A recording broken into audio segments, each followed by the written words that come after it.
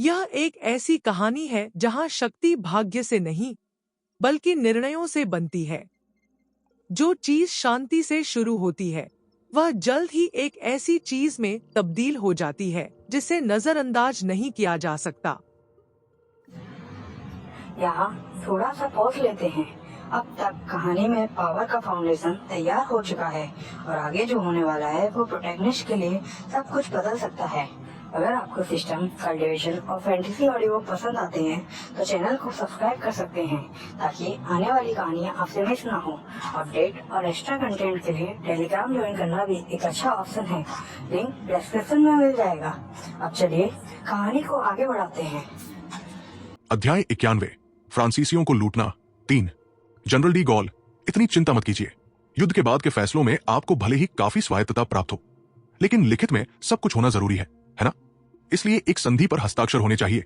इसके अलावा मैं अपने देश के राजदूत और जनरल आइजनहावर को गवाह के तौर पर आमंत्रित करूंगा। क्या यह आपको स्वीकार्य है? जोश ने शांत भाव से कहा। वाह, बिल्कुल ठीक है। डी गॉल ने गहरी सांस ली और सिर हिलाया। तो मैं कामना करता हूं कि हमारा सहयोग सुखद हो। जोश का चेहरा एक चमकदार मुस्कान से जगमगा उठा और उसने डी गॉल की ओर हाथ बढ़ाया। राहत और भारी बोझ दोनों महसूस करते हुए डी गॉल ने कुछ नहीं कहा और बस जोश से हाथ मिलाने के लिए आगे बढ़े। मैंने एक भोज का आयोजन किया है, क्या आप हमारे साथ एक अनौपचारिक भोजन के लिए उपस्थित होकर हमें सम्मानित करेंगे? जोश ने उदारतापूर्वक आमंत्रित किया। व्यापारिक लेन देन में अगर व्यापार संबंधी कोई चर्चा नहीं हो रही हो तो जोश को दोस्त बनाने में कोई आपत्ति नहीं थी। आखिरकार डी गॉल फ्रांस के आखिरी असली मर्द थे, वास्तव में एक लुप्तप्राय प्रजाति। डी गॉल ने जोश का निमंत्रण अस्वीकार नहीं किया। अपने देश और शहर के लिए उन्होंने इतना कुछ सहा था, तो फिर एक अच्छा भोजन क्यों न किया जाए? अगले दिन जोश के विशेष निमंत्रण पर फ्रांस में नवनियुक्त अमेरिकी राजदूत और जनरल आइजनहावर ने जॉर्ज पंचम होटल के सम्मेलन कक्ष में जोश और डी गॉल के बीच अनुबंध पर हस्ताक्षर होते देखा। सामान्य परिस्थितियों में सर्वोच्च सहयोगी कमांडर के रूप में अपार अधिकार रखने वाले आइजनहावर को आमंत्रित करना इतना आसान नहीं था, और न ही जोश के साथ उनका रिश्ता विशेष रूप से घनिष्ठ था। हालांकि इस समझौते से अमेरिका को भी फायदा हुआ।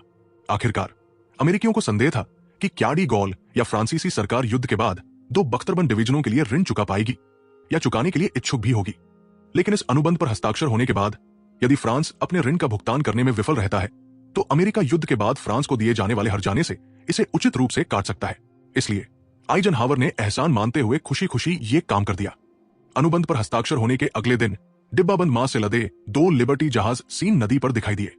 ये लिबर्टी जहाज सेकंड हैंड सामान थे, जिन्हें जोश ने विशेष रूप से थोक सामानों के परिवहन के लिए एक ब्रिटिश शिपिंग कंपनी से आधी कीमत पर खरीदा था। जोश द्वारा 10,000 टन डिब्बाबंद मांस उपलब्ध कराने और फ्रांस के पतन के बाद से लागू राशनिंग प्रणाली के संयोजन से पेरिस में खाद्य पदार्थों की कमी कुछ हद तक कम हो गई थी। और भले ही ये डिब्बाबंद मांस अंतरिम सरकार को कम कीमत पर बेचे गए हों, फिर भी जोश और अन्य व्यापारी मुनाफा कमाएंगे। खाद्य संकट बना रहा, लेकिन कम से कम लोग भूखे तो नहीं मरेंगे। पेरिस के धनी नागरिक बेहतर भोजन के लिए अतिरिक्त भुगतान करने को तैयार थे। जिनके पास पैसे नहीं है वे भी अमेरिकी सैनिकों से कुछ न कुछ पैसे कमा सकते हैं। इसके अलावा अगर जोश खाना बेचना बंद कर दे तो वो इसके बदले में दूसरी चीजें बेच सकता है। अब जब लोग भूख से नहीं मर रहे थे तो क्या रोमांटिक फ्रांसीसी लोग कुछ छोटे मोटे सुखों का आनंद नहीं उठाएंगे? सिगरेट, शराब, कॉफी और मिठाइयां, ये सब चीजें अंतरिम सरकार वितरित नहीं कर रही थी।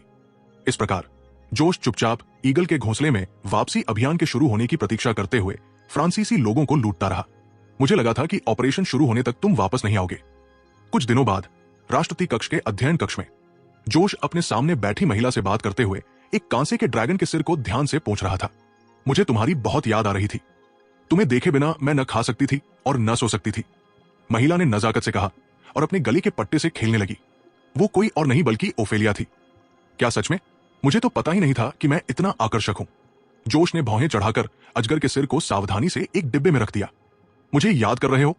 शायद बस यही चाहते हो कि मैं मर जाऊं, है ना? छी छी, लॉर्ड कान तो कुछ ज्यादा ही विनम्रता दिखा रहे हैं। पेरिस की कौन सी युवती आपके साथ एक रात बिताने का सपना नहीं देखती? लेकिन अफसोस, लगता है हमारे प्यारे लॉर्ड कान की कुछ अजीबोगरीब पसंद है। ओफेलिया ने उपहास किया। हे, क्या तुम मुझे उकसाने की कोशिश कर रहे हो? जोश का चेहरा एकदम ठंडा पड़ गया।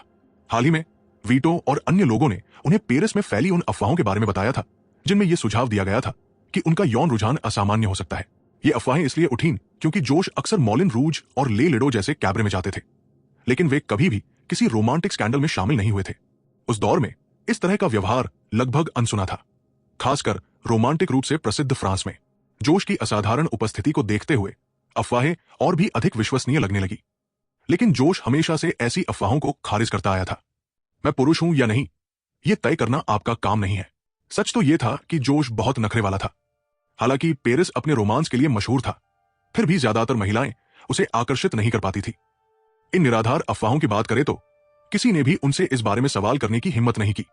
प्रभावशाली लोग उन्हें नाराज नहीं करते थे, और आम लोग जो ऐसा करने की कोशिश करते वे सीन नदी की मछलियों का भोजन बन जाते। लेकिन ओफेलिया द्वारा इस विषय का उल्लेख करना सरासर उकसावे जैसा था। सच कहे तो जोश के प्रति उसकी दुश्मनी बहुत गहरी थी। वो ऑस्ट्रिया लौट गई थी और कॉलर हटाने के लिए उसने कई तरीके आजमाए, लेकिन असफल रही। माफी चाहता हूं, मुझे ऐसा नहीं कहना चाहिए था, लेकिन इससे पहले कि ओफेलिया जोश का मजाक उड़ाना जारी रख पाती, उसने उसके कॉलर कंट्रोलर पर एक बटन दबा दिया, जिससे वो छटपटाते हुए सोफे पर गिर पड़ी। छी, दैनिया। जोश ने ताना मारते हुए मेज पर रखा एक और डिब्बा खोला, जिसमें से एक कांसे का बना सांप का सिर निकला। ये कांस्य मूर्तियां पुराने समर पैलेस से प्राप्त राशि चक्र के सिर थे, जिन्हें जोश ने हाल ही में फ्रांसीसी संग्राहकों से खरीदा था। इससे पहले उन्होंने चूहे और खरगोश की मूर्तियां भी प्राप्त की थी। ब्रिटेन लौटने पर उन्हें 4 और लोग मिल गए थे। अब जोश के पास 12 राशि चक्रों में से 8 सिर थे। बाकी बचे 4 लोगों के बारे में अभी भी कोई जानकारी नहीं थी। लेकिन जोश को कोई जल्दी नहीं थी, वो उन्हें आखिरकार ढूंढ ही लेगा। इसके अलावा उन्होंने ब्रिटेन और फ्रांस से पहले ही अन्य राष्ट्रीय धरोहरें हासिल कर ली थी, जिनमें नेपोलियन का सोने का लॉरेल मुकुट भी शामिल था। हालांकि सच कहें तो वो मुकुट उतना प्रभावशाली नहीं था, उसमें केवल 3 पत्तियां ही बची थी। जब जोश कांस्य की मूर्तियों की प्रशंसा कर रहा था, तभी अध्ययन कक्ष में फोन की घंटी बजी। उन्होंने फोन उठाया और जनरल मैकगिनेस की दमदार आवाज सुनाई दी, जोश, खिड़की की ओर चलो, हम शुरू कर रहे हैं। यह सुनकर जोश रुक गया। फिर उसे बाहर एक जोरदार दहाड़ सुनाई दी। उसने झट से पीतल की मूर्ति नीचे रख दी और खिड़की की ओर चल पड़ा। पेरिस से उत्तर पूर्व दिशा की ओर जा रहे अनगिनत विमानों से आकाश भरा हुआ था। ईगल नेस्ट ऑपरेशन शुरू हो चुका था। शानदार। किसी तरह संभल कर खड़ी हुई ओफेलिया खिड़की के पास गई और उस दृश्य को देखकर विस्मय से बुदबुदाई। जोश ने उस पर एक नजर डाली, फिर उसके कॉलर पर लगे बिजली के झटके वाले बटन को दोबारा दबाया और उसे एक बार फिर बेहोश होते हुए देखा। फिर बाहर घट रहे ऐतिहासिक दृश्य की ओर मुड़ गया। इस ऑपरेशन में इस्तेमाल किए गए विमानों की संख्या नॉर्मंडी की तुलना में कहीं अधिक थी। पैट्रियन से जुड़े और अध्याय 149 तक, जो इस अध्याय से 57 अध्याय आगे है, जल्दी पहुंच प्राप्त करें। अध्याय 92, जोश की चिंताएं। पेरिस मैजनोट सिगफ्रीड लाइन से काफी दूर है, लगभग 300 किलोमीटर से भी अधिक। लेकिन वायुसेना के लिए यह दूरी नगण्य है। द्वितीय विश्व युद्ध के अंत तक केवल बमवर्षक या परिवहन विमान ही इतनी दूरी तय नहीं कर सकते थे। यहां तक कि अधिकांश लड़ाकू विमानों की परिचालन सीमा भी लगभग 1000 किलोमीटर या उससे अधिक थी। यहां तक कि जर्मन BF-109, जिसकी सीमित मारक क्षमता के लिए अक्सर आलोचना की जाती थी, वो भी 300 किलोमीटर से अधिक की दूरी तय कर सकता था। महज आधे घंटे में 3000 से अधिक लड़ाकू बमवर्षक और भारी बमवर्षक विमानों की पहली लहर दोनों रक्षात्मक मोर्चों पर पहुंच गई और जमीन पर मौजूद सभी जर्मन किलेबंदियों पर व्यापक बमबारी शुरू कर दी। उसी समय मोर्चे पर पहले से ही तैनात और छलावरण में छिपी हुई कई मित्र देशों की भारी तोपखाने इकाइयों ने अपनी स्थिति का खुलासा किया और एक भीषण बमबारी शुरू करने के लिए वायुसेना के साथ समन्वय करना शुरू कर दिया। जर्मन ठिकानों पर लाखों बम और गोले बरसाए गए। दोनों रक्षात्मक मोर्चों पर तैनात सैनिक पूरी तरह से आश्चर्यचकित रह गए। आखिरकार इस अभियान के शुरू होने से ठीक पहले मित्र देशों की मुख्य सेनाएं बेल्जियम पर भारी हमले कर रही थी। वे अचानक अपना ध्यान पश्चिम की ओर कैसे मोड़ सकती थी? लेकिन उनकी उलझन मायने नहीं रखती थी। बम और गोले बातचीत नहीं करते। हालांकि इन दोनों रक्षात्मक पंक्तियों को कभी अभेद्य माना जाता था, लेकिन उनकी सैन्य रणनीति और डिजाइन लंबे समय से पुरानी हो चुकी थी। मित्र देशों की अंधाधुंध बमबारी ने उनकी रक्षा व्यवस्था को अप्रभावी बना दिया था। यहां तक कि हमलों की पहली लहर ने भी बचाव कर रही जर्मन सेनाओं को भारी नुकसान पहुंचाया था। बेशक अप्रचलित होने का मतलब बेकार होना नहीं है। अगर मित्र राष्ट्रों ने सोचा था कि वे केवल बमबारी से इन दोनों मोर्चों को भेद सकते हैं, तो वे गलत थे। ऐतिहासिक रूप से इन मोर्चों ने मित्र राष्ट्रों की बढ़त को कई महीनों तक रोक दिया था। हालांकि इसका एक कारण यह भी था कि मित्र राष्ट्रों का मुख्य हमला यहीं पर लक्षित नहीं था। बमबारी की पहली लहर के बाद बमवर्षक विमान पीछे हट गए और अपने पीछे धुएं और खंडहरों का परिदृश्य छोड़ गए। बचे हुए जर्मन सैनिक सावधानी पूर्वक अपनी किलेबंदी से बाहर निकले और मरम्मत का काम शुरू किया। लेकिन तभी इंजनों की एक नई गर्जना आकाश में गूंज उठी। 1000 से अधिक मध्यम बमवर्षक विमानों की दूसरी लहर आ चुकी थी। ब्रिटिश, अमेरिकी और यहां तक कि फ्रांसीसी भी इस अभियान में अपनी पूरी ताकत लगा चुके थे। 5000 से अधिक परिवहन विमान, 2000 ग्लाइडर और 8000 से अधिक लड़ाकू और बमवर्षक विमानों को जुटाया गया था। बेल्जियम और नीदरलैंड को निशाना बनाकर किए गए मित्र देशों के मार्केट गार्डन अभियान के ऐतिहासिक आंकड़ों के आधार पर अपने किलेबंदी से बाहर निकलते ही जर्मन सैनिक एक बार फिर अप्रत्याशित हमले की चपेट में आ गए और उन्हें बमों की एक और भयावह बौछार का सामना करना पड़ा। पहली लहर से पहले ही तहस-नहस हो चुकी किलेबंदी दूसरी लहर में पूरी तरह नष्ट हो गई। लेकिन इस बार जर्मन रक्षक अधिक समझदार थे। उन्होंने दोबारा बाहर निकलने की बजाय अपनी अपनी जगहों पर डटे रहकर स्थिति के शांत होने का इंतजार किया। लेकिन वे गलत थे। तीसरी लहर में बमवर्षक विमान नहीं थे, बल्कि लड़ाकू विमानों के आवरण में परिवहन विमानों और ग्लाइडरों का एक विशाल बेड़ा था। ये विमान रक्षा पंक्ति के ऊपर से उड़ते हुए बाडेन-वुर्टेम्बर्ग क्षेत्र में पहुंचे और बड़ी संख्या में ड्रोक पैराशूट गिराए। बवेरिया के रास्ते में 35,000 से अधिक सैनिक, 568 तोपें, 1,927 सैन्य वाहन और 5,230 टन आपूर्ति सफलतापूर्वक हवाई मार्ग से गिराई गई। विमानरोधी गोलाबारी की चपेट में आने वाले या उतरते समय पेड़ों में फंसने वाले कुछ दुर्भाग्यशाली लोगों को छोड़कर मित्र देशों की हवाई सेना को न्यूनतम नुकसान हुआ। जर्मन वायुसेना के बारे में क्या? जब तक मित्र देशों ने अपना अभियान शुरू किया तब तक जर्मन लुफ्टवाफे अपनी लगभग सारी हवाई श्रेष्ठता खो चुकी थी। शेष जर्मन वायुसेना मित्र देशों के हवाई अभियानों के लिए कोई महत्वपूर्ण खतरा पैदा करने में असमर्थ थी। इसके अलावा मित्र देशों के पहले हमलों में पहले ही महत्वपूर्ण जर्मन और हाइड्रा ठिकानों पर बमबारी की जा चुकी थी। इसी बीच बवेरियन सेना के बचे हुए सैनिकों और ऑस्ट्रिया में तैनात लगभग 300,000 हाइड्रा सैनिकों ने तख्ता पलट कर दिया, अपनी बाहों पर सफेद कपड़ा बांध लिया और बाडेन-वुर्टेम्बर्ग की ओर बढ़ गए। बाडेन-वुर्टेम्बर्ग में जर्मन सेना, जो हाल ही में उतरे अमेरिकी पैराट्रूपर्स के खिलाफ जवाबी हमले की तैयारी में व्यस्त थी, पीछे से होने वाले हमले के लिए पूरी तरह से अप्रस्तुत थी। वे प्रभावी बचाव करने में असमर्थ थे। जर्मन सैनिक, प्रतिरोधक लड़ाके और मित्र देशों की सेनाएं एक अराजक झड़प में उलझ गई। बाडेन-वुर्टेम्बर्ग का पूरा क्षेत्र युद्ध क्षेत्र बन गया।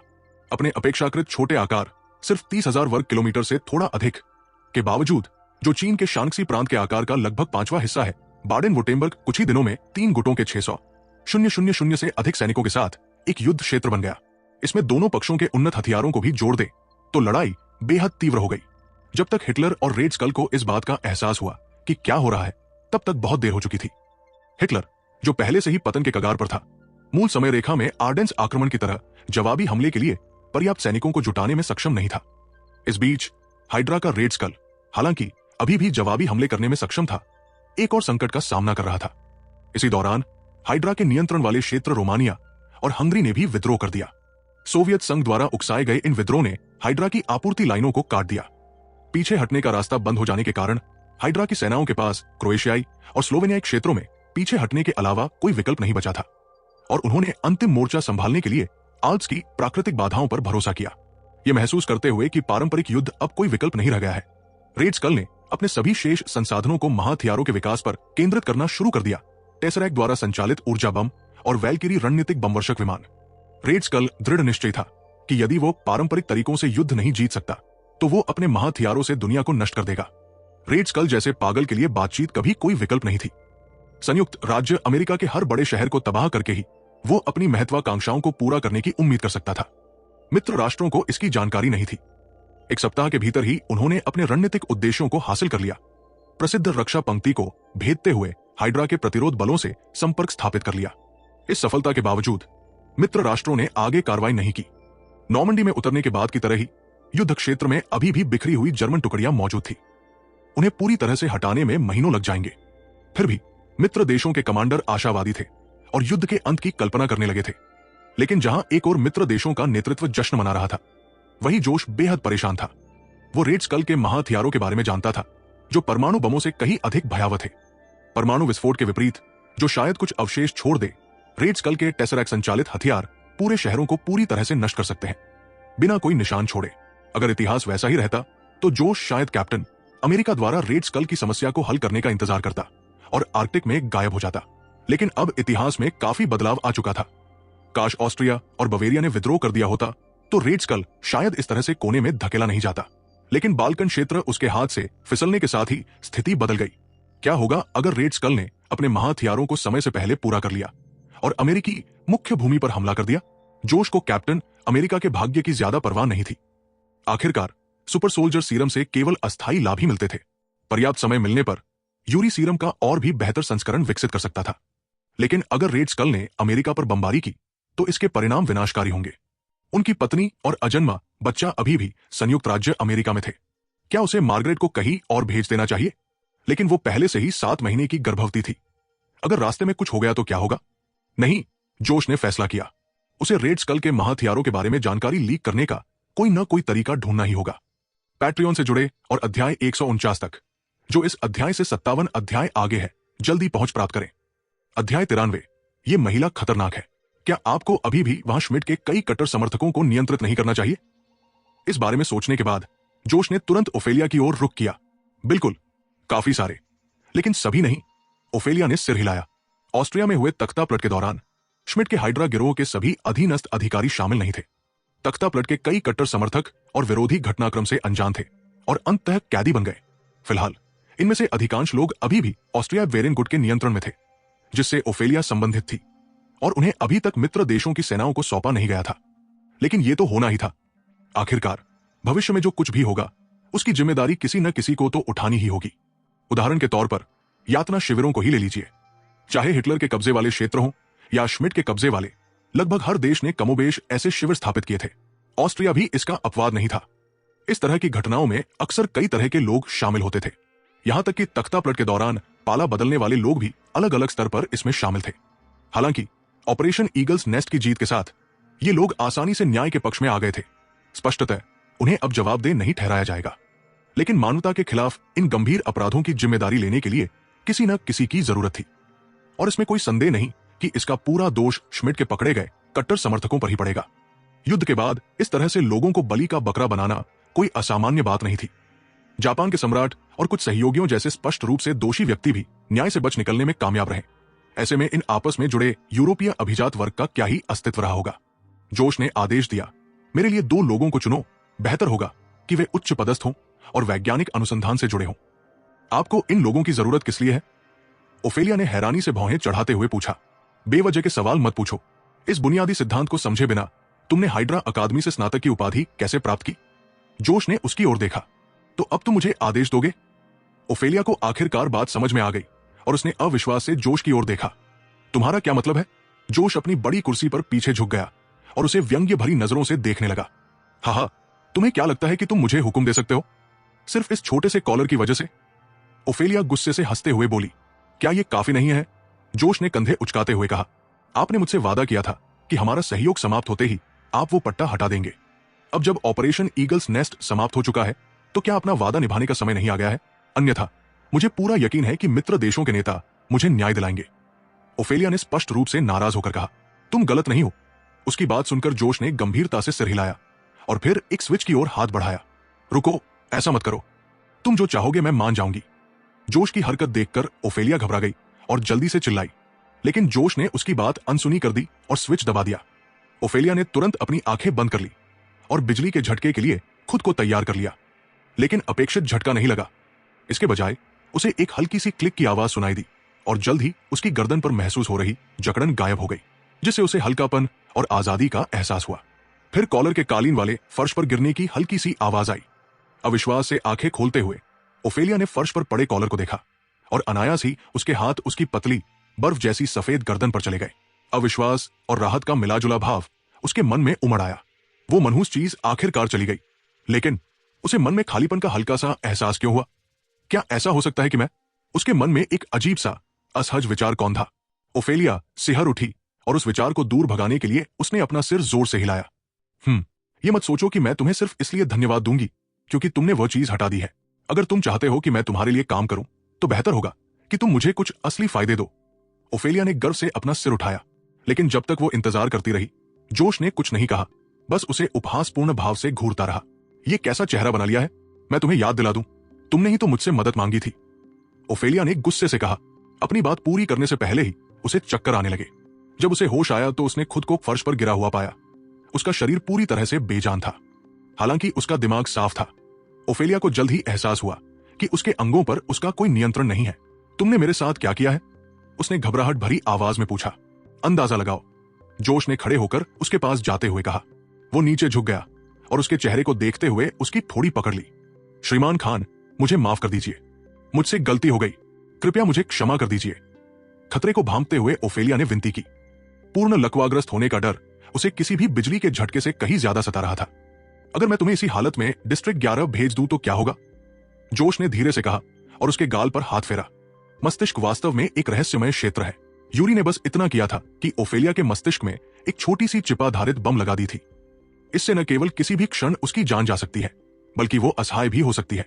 इससे मानव मस्तिष्क के बारे में यूरी की गहरी समझ का स्पष्ट पता चलता है। नहीं, कृपया ऐसा मत कीजिए श्रीमान खान, मैं आपसे विनती करती हूं, मुझे बख्श दीजिए, मैं आपकी हर इच्छा पूरी करूंगी। ओफेलिया डर से आंखें फाड़कर रो पड़ी। डिस्ट्रिक्ट 11 वो पेरिस की कुख्यात झुग्गी बस्ती थी। 21वीं सदी में भी ये एक भयावह जगह थी। एक खूबसूरत असहाय महिला को वहां छोड़ दिया गया, ये सोचकर ही रोंगटे खड़े हो जाते थे। जब उसने देखा कि वो अपनी सहन शक्ति की सीमा तक पहुंच चुकी है, तो जोश आखिरकार अपनी कुर्सी पर वापस लौटा और एक और बटन दबाया। ओफेलिया ने तुरंत अपने शरीर पर नियंत्रण पा लिया और यह पुष्टि करने के लिए कि वो सामान्य स्थिति में लौट आई है, उसने घबराकर खुद को टटोला। हालांकि उस भयावह अनुभव के कारण उसका दिल अभी भी तेजी से धड़क रहा था। नियंत्रण खो देने का वो अनुभव अत्यंत भयावह था, लेकिन आखिर इसकी वजह क्या थी, वो इसे समझ नहीं पाई। 1940 के दशक में आधुनिक जीव विज्ञान का अध्ययन अभी अपनी प्रारंभिक अवस्था में था। मस्तिष्क के जटिल रहस्यों का अध्ययन तो दूर की बात है, ओफेलिया को इस बात का बिल्कुल भी अंदाजा नहीं था कि उसके सिर में कुछ प्रत्यारोपित किया गया है, इसलिए वो असमंजस में थी। श्रीमान खान, मैं पहले गलत थी, अब से आप जो भी कहेंगे मैं वही करूंगी, चाहे इसके लिए मुझे अपनी जान ही क्यों न देनी पड़े, उसने पूरी तरह से विनम्र होकर घोषणा की। अच्छा, लेकिन एक बात तो सही है, वफादारी को बढ़ावा देने के लिए इनाम जरूरी है। ये लो, ये तुम्हारे लिए, जोश ने दराज से एक छोटा सा डिब्बा निकालते हुए मेज पर रखते हुए कहा। संक्षेप में, ब्रो उसे स्टॉकहोम सिंड्रोम दे रहा है। नहीं, कोई बात नहीं श्रीमान खान, मैं आपके लिए कुछ भी करूंगी, बिना इनाम के भी, ओफेलिया ने डरी हुई चिड़िया की तरह जवाब दिया। क्या तुम्हें लगता है कि मैं एक कंजूस हूं जो बिना मुआवजा दिए काम की मांग करता है? जोश ने भौहें चढ़ाते हुए पूछा। नहीं नहीं, मेरा मतलब वो नहीं था, वो हकलाते हुए बोली। तो फिर इसे ले लो, जोश ने दृढ़ता से कहा। जोश की ईमानदारी की पुष्टि करने के बाद ओफेलिया सावधानी पूर्वक उस डिब्बे के पास गई। अब वो सचमुच उससे डर गई थी। जब उसने नहीं खोला तो जोश ने आदेश दिया, इसे खोलो। अंदर 4 धातु की सिरिंजें थी। 2 में हरा तरल भरा था और बाकी 2 में लाल। हरे रंग वाले बीस्टिफिकेशन सीरम है जिन्हें आपने पहले देखा है, वही जिसे एल्डो ने इस्तेमाल किया था। लाल रंग वाले ब्राइट लाइट के उन्नत संस्करण है। इन्हें कम मत समझना, ये आपकी मानसिक नियंत्रण क्षमताओं को बहुत बढ़ा सकते हैं। हालांकि इनके कुछ दुष्प्रभाव भी है, जैसे हल्की लत, लेकिन निश्चिंत रहें, जब तक आप मेरी सेवा करते रहेंगे ये हमेशा आपके लिए उपलब्ध रहेंगे, जोश ने समझाया। धन्यवाद श्रीमान खान, ओफेलिया की आंखें चमक उठीं। उसे तुरंत इन सीरमों का महत्व समझ आ गया। इन हथियारों और अपनी क्षमताओं के बल पर जरूरत पड़ने पर वो रेड स्कल के अड्डे पर धावा बोल सकती थी। हालांकि जोश कठोर था, उसने स्वीकार किया कि जब तक वो इस तरह के संसाधन उपलब्ध कराता रहेगा तब तक उसकी सेवा करना कोई बुरा सौदा नहीं था। ठीक है, अब जाओ, मैंने जिन लोगों का जिक्र पहले किया था उन्हें जल्द से जल्द मेरे पास लाओ। जोश ने उसे हाथ हिलाकर विदा करते हुए आदेश दिया। उसे मित्र देशों के नेताओं को यह समझाने के लिए गवाहों के रूप में उनकी आवश्यकता थी कि रेड स्कल महाहथियारों पर काम कर रहा था। इन लोगों को वास्तव में कुछ पता था या नहीं, इससे कोई फर्क नहीं पड़ता था। जोश को विसंगतियों की परवाह नहीं थी। यूरो की ब्रेन वॉशिंग तकनीकों से गवाह भी अपनी मनगढ़ंत गवाही पर पूरी तरह विश्वास करने लगते थे। जी हां, अभी ओफेलिया ने एक योग्य अधीनस्थ की तरह सावधान मुद्रा में खड़े होकर जवाब दिया। जैसे ही वो जाने के लिए मुड़ी, उसकी नजर फर्श पर पड़े हुए एक फेंके हुए कॉलर पर पड़ी। कुछ पल हिचकिचाने के बाद उसने उसे उठाया और जोश के पास वापस चली गई। उसके सामने घुटने टेककर उसने वो पट्टा पेश किया। मेरे स्वामी, क्या आप कृपया इसे मुझे वापस पहना देंगे? उसने नम आंखों से उनकी ओर देखते हुए पूछा। जोश का दिमाग एकदम सुन्न हो गया। ये महिला खतरनाक है। पैट्रियन से जुड़े और अध्याय 152 तक। इस अध्याय से 59 अध्याय आगे शीघ्र पहुंच प्राप्त करें। अध्याय 94, क्या होगा यदि इसे 9 सिर वाला सर्प कहा जाए? कुछ दिनों बाद अमेरिकी प्रथम सेना के कमान केंद्र पर जनरल मैकगिनस ने कहा, मैंने इस मामले की जानकारी जनरल आइजनहावर को पहले ही दे दी थी, लेकिन उनका जवाब था कि उन्हें इसकी पहले से ही जानकारी थी और उन्होंने इसे पूरी तरह से सामरिक वैज्ञानिक रिजर्व को सौंप दिया था। उन्होंने मुझे आपको धन्यवाद देने के लिए भी कहा।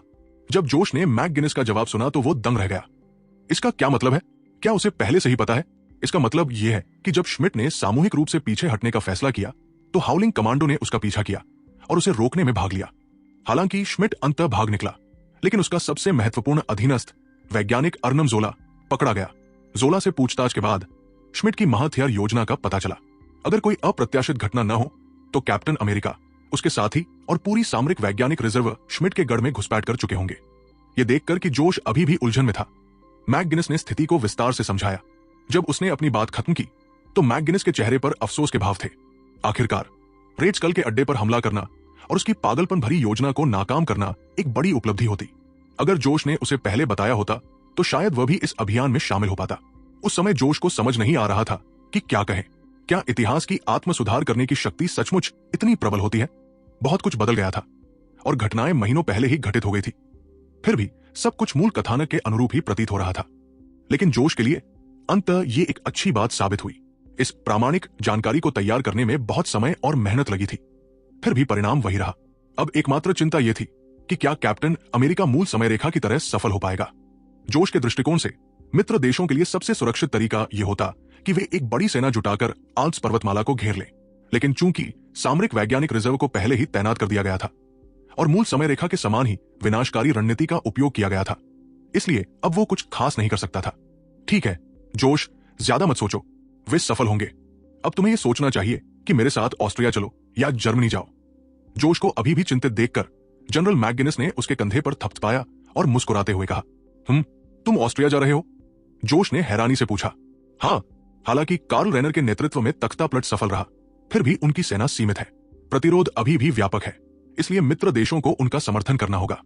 एक और महत्वपूर्ण कारण यह है कि सोवियत संघ पहले ही हंगरी पर आक्रमण कर चुका है। परिणाम स्वरूप मित्र देशों ने मेरी प्रथम सेना को ऑस्ट्रिया भेजने का फैसला किया है, जबकि मुख्य सेनाएं उत्तर की ओर बर्लिन की ओर बढ़ती रहेंगी। सच कहूं तो बर्लिन पहुंचना आसान नहीं होगा। वे साइबेरियाई भूरे भालू हमसे कहीं ज्यादा तेजी से आगे बढ़ रहे हैं। मैकगिनिस ने कंधे उचकाते हुए कहा।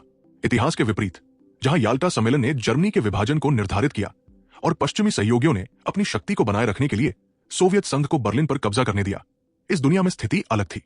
मध्य और पूर्वी यूरोप का अधिकांश भाग हाइड्रा बलों के कब्जे में था। अब ऑस्ट्रिया, हंगरी और रोमानिया के मित्र देशों और सोवियत संघ के बीच विभाजित होने के कारण इन क्षेत्रों में हाइड्रा की सेनाएं खुद को अलग थलग महसूस कर रही थी। इसके अलावा इन क्षेत्रों के विशाल मैदान तीव्र बख्तरबंद आक्रमणों के लिए आदर्श थे। अतिरिक्त सहायता न मिलने के कारण हाइड्रा के कमांडरों ने हताशा में दक्षिण की ओर कूच किया, चेकोस्लोवाकिया में ध्यान केंद्रित किया और श्मिट से फिर से जुड़ने की उम्मीद में ऑस्ट्रिया और हंगरी पर उन्मत्त हमले किए। इस रणनीति के कारण मध्य और पूर्वी यूरोप के अन्य क्षेत्र असुरक्षित रह गए।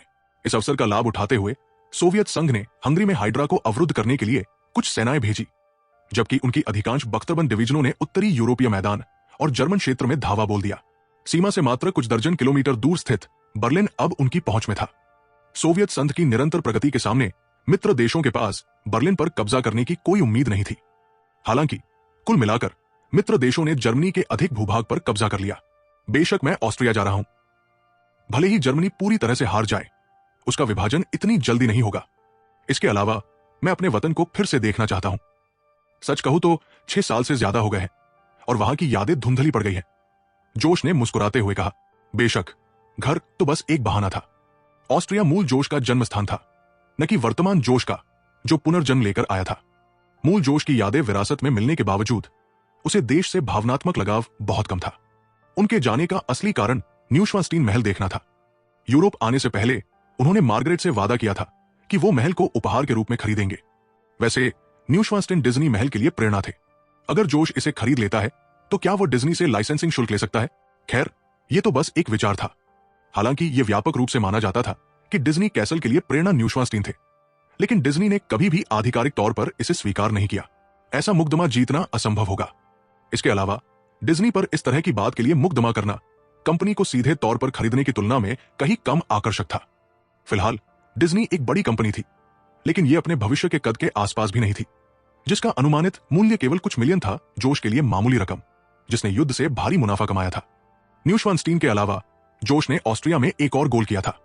उसका इरादा हाइड्रा के बचे हुए अंशों को आत्मसात करने का था।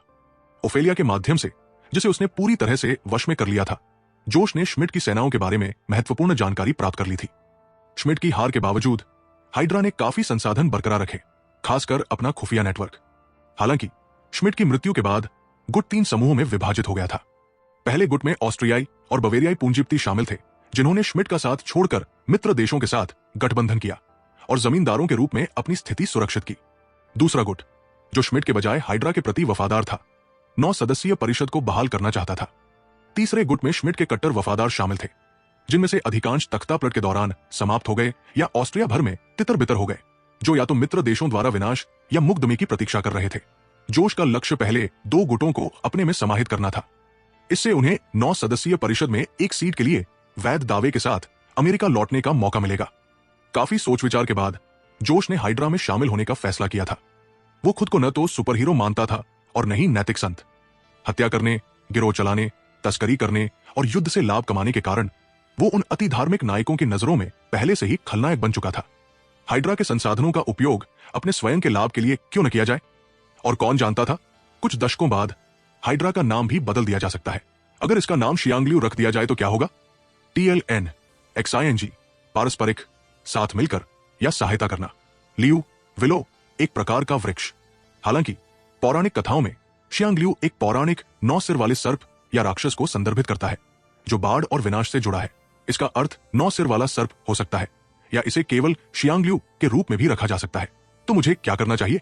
कौन सा अधिक उपयुक्त लगता है? पैट्रियन से जुड़े और अध्याय 152 तक। इस अध्याय से 58 अध्याय आगे शीघ्र पहुंच प्राप्त करें। अध्याय 95, युद्धबंदी। सितंबर 1944 के मध्य में वियना के बाहरी इलाके खट खट खट एक विशाल सेना जबरदस्त गति से सड़क पर आगे बढ़ रही थी। हालांकि यह विशाल सेना मित्र देशों की सेना नहीं बल्कि हाइड्रा के बंदी बनाए गए सैनिक थे। सड़क के दोनों ओर कारों, बख्तरबंद गाड़ियों और टैंकों में बैठे मित्र देशों के सैनिकों ने अनुशासित हाइड्रा सैनिकों के मार्च को देखा। एक पल के लिए वे ये सोचने से खुद को रोक नहीं पाए कि वास्तव में युद्ध कौन हारा था। इन लोगों को देखो, हारने के बाद भी ये गर्व से आगे बढ़ रहे हैं। जीप की आगे वाली यात्री सीट पर बैठे जनरल मैकेनिस ने पीछे मुड़कर जोश से बात की, जो पीछे बैठा था। अमेरिकी सेना में आगे की यात्री सीट पर बैठना सामान्य बात थी और अन्य औपचारिक परिवेशों के विपरीत यह किसी प्रकार के पदक्रम का संकेत नहीं देता था। जोश का दल जनरल मैकगिनिस के साथ वियना के बाहर एक युद्ध क्षेत्र हवाई पट्टी पर पहुंचा था। सशस्त्र सुरक्षा के तहत वे शहर में प्रवेश कर रहे थे जब उनका सामना मित्र देशों द्वारा ले जाए जा रहे लगभग 1 लाख हाइड्रा कैदियों के इस समूह से हुआ। क्या मित्र देशों के पास इन कैदियों के लिए कोई योजना है? जोश ने मार्च करते हुए हाइड्रा सैनिकों को देखते हुए सोच विचार करते हुए पूछा। बिल्कुल, मैकगिनिस ने लापरवाही से जवाब दिया। जनरल आइजनहावर के आदेशानुसार इन कैदियों की पहले नवगठित ऑस्ट्रियाई अंतरिम सरकार द्वारा जांच की जाएगी ताकि उनमें से ऑस्ट्रियाई लोगों की पहचान की जा सके। बाकी को राइन विसेनलागर भेज दिया जाएगा। क्यों? क्या आपको उनमें दिलचस्पी है? बिल्कुल, मुझे इसमें दिलचस्पी है। इस तरह का अनुशासित और प्रशिक्षित समूह एक उत्कृष्ट कारखाना कार्यबल साबित होगा। क्या आप सहमत नहीं हैं? जोश ने हल्की मुस्कान के साथ कहा। हाँ, ये तो पूंजीवादी लोगों की खास बातें हैं, पर मुझे पसंद आई। अगर आपको सच में चाहिए तो मैं फोन कर देता हूं। हालांकि आपको सारे नहीं मिल सकते, लेकिन आधे मिलना कोई बड़ी बात नहीं होगी। लेकिन हम यहां हजारों लोगों की बात कर रहे हैं। क्या आप संभाल सकते हैं? कोई गड़बड़ मत करना, जनरल मैकगिनिस ने मुस्कुराते हुए पूछा। अमेरिकी सेना के लिए यह बात ज्यादा मायने नहीं रखती थी कि कैदी जर्मन सैनिक थे या हाइड्रा के सैनिक। उनका भाग्य वरिष्ठ जनरलों के कुछ शब्दों से ही तय हो जाता था। भयंकर लड़ाई के बावजूद जर्मनों के प्रति ज्यादा नफरत नहीं थी। यहूदी बचे लोगों को छोड़कर, इसलिए कैदियों को एक बोझ के रूप में देखा जाता था। समय यात्रा करने से पहले जोश ने एक बार ऑनलाइन एक लेख पढ़ा था जिसमें दावा किया गया था कि अमेरिकी सेना द्वारा निर्मित राइन विसेनलागर शिविर में लगभग 5 मिलियन कैदी थे और उनमें से 750,000 की 3 महीनों के भीतर मृत्यु हो गई थी। लेख में आंकड़े दिए गए थे और यह विश्वसनीय प्रतीत होता था, इसलिए कई लोगों ने इस पर विश्वास कर लिया। लेकिन यह 750,000 का आंकड़ा कहां से आया? इसकी उत्पत्ति 1989 में कनाडाई लेखक जेम्स बैकवे द्वारा लिखित पुस्तक other losses, the shocking truth behind the mass deaths of disarmed German soldiers under Eisenhower's command से हुई। और जेम्स बैकवे कौन थे? वे न तो सांख्यिकीविद थे और न ही इतिहासकार, बल्कि एक कनाडाई उपन्यासकार थे। जब यह पुस्तक प्रकाशित हुई तो इसने पश्चिमी द्वितीय विश्व युद्ध के ऐतिहासिक हलकों में भारी हंगामा खड़ा कर दिया। इतिहासकारों ने तुरंत इसकी खामियों की ओर इशारा किया। बैके ने मृतकों की संख्या में रिहा किए गए कैदियों को भी शामिल कर लिया था, इसलिए वास्तविक मृतकों की संख्या केवल दसियों हजार में थी। युद्ध तो युद्ध ही है, लेकिन मानवता अक्सर बनी रहती है। धनी और प्रभावशाली जर्मनों ने स्वाभाविक रूप से अपने परिवार के सदस्यों को छुड़ाने के तरीके खोज लिए। कब्जे के दौरान कई पूंजीपतियों को सस्ते श्रम की आवश्यकता थी। इस प्रकार लाखों लापता कैदियों को रोजगार या फिरौती के माध्यम से रिहा कर दिया गया था, ठीक उसी तरह जैसे जोश करने वाला था। सोवियत संघ भी अतिरंजित आंकड़ों का निशाना बना था। ऑनलाइन फैली अफवाहों में दावा किया गया था कि सोवियत संघ ने 4 मिलियन जर्मन कैदियों को पकड़ा था, जिनमें से 2 मिलियन साइबेरिया में मारे गए थे। लेकिन वास्तविकता क्या है? उन 4 मिलियन सैनिकों में से लगभग आधे कठपुतली देशों के सैनिक थे। श्रम सुधार के बाद उनमें से अधिकांश को शांति बनाए रखने के लिए रिहा कर दिया गया या उनके देशों की सेनाओं में शामिल कर लिया गया। शेष बचे 20 लाख जर्मन और ऑस्ट्रियाई कैदियों को वास्तव में लंबे समय तक मजदूरों के रूप में रखा गया था। और हालांकि उनमें से कई की मृत्यु हो गई, लेकिन मरने वालों की संख्या 20 लाख से कहीं कम थी। अपमानजनक अतिशयोक्तियों में सोवियत संघ को बदनाम करने के लिए मृतकों की संख्या में रिहा किए गए लोगों की संख्या को भी जोड़ दिया गया। विश्वसनीय जर्मन आंकड़ों से पता चला है कि युद्ध के बाद आत्मसमर्पण करने वाले सभी कैदियों में से केवल 400,000 की मृत्यु प्राकृतिक कारणों या परिस्थितियों के कारण हुई। इनमें से 300,000 से अधिक की मृत्यु पूर्वी यूरोप में और 1 लाख से अधिक की मृत्यु पश्चिमी यूरोप में हुई, मुख्य रूप से फ्रांसीसी, बेल्जियम या डच हिरासत में अमेरिकियों के अधीन नहीं। जोश ने आत्मविश्वास से कहा, बिल्कुल, मैं इसे संभाल सकता हूं। इसमें थोड़ा समय लगेगा, लेकिन उससे पहले जनरल, मुझे आपसे कुछ लोगों की मदद चाहिए होगी। अधिकांश लोगों के लिए अराजकता पैदा किए बिना हजारों कैदियों का प्रबंधन करना लगभग असंभव होगा, लेकिन जोश के लिए यह कोई बड़ी बात नहीं थी। उसे बस इतना करना था कि कैदियों में से प्रभावशाली मध्यम से उच्च पदस्थ अधिकारियों का चयन करके उन्हें प्रशिक्षण के लिए यूरी के पास भेज दे। उसके बाद सब कुछ नियंत्रण में आ जाएगा। अब बस शिविर के स्थान को लेकर ही समस्या बची है, लेकिन मुझे यकीन है कि मिस ओफेलिया इसे मेरे लिए हल कर देंगी, है ना? जोश ने अपने बगल में बैठी ओफेलिया की ओर मुड़कर कहा, बिल्कुल श्रीमान खान, आपका सहयोगी होना मेरे लिए सम्मान की बात है। ओफेलिया ने मुस्कुराते हुए जवाब दिया। मैकगिनस ने उन दोनों को आपस में बातचीत करते हुए देखा और उनके रिश्ते में आए सूक्ष्म बदलाव को महसूस किया। हालांकि उसने इसे नजरअंदाज कर दिया। आखिर युवा लोग तो ऐसे ही होते हैं, ये तो बिल्कुल सामान्य बात है। और बस इसी तरह जोश और मैकगिनस के बीच एक संक्षिप्त बातचीत में हजारों कैदियों का भाग्य तय हो गया। उनकी बातचीत जारी रहने के दौरान उनका काफिला धीरे धीरे वियना में प्रवेश कर गया। जैसे ही जोश ने संगीत के इस शहर में कदम रखा, बीथोवेन के संगीत की धुन उसके कानों में गूंज उठी। नहीं, ये उसकी कल्पना नहीं थी। सड़क किनारे कतार में खड़े 7-8 कलाकार संगीत बजा रहे थे।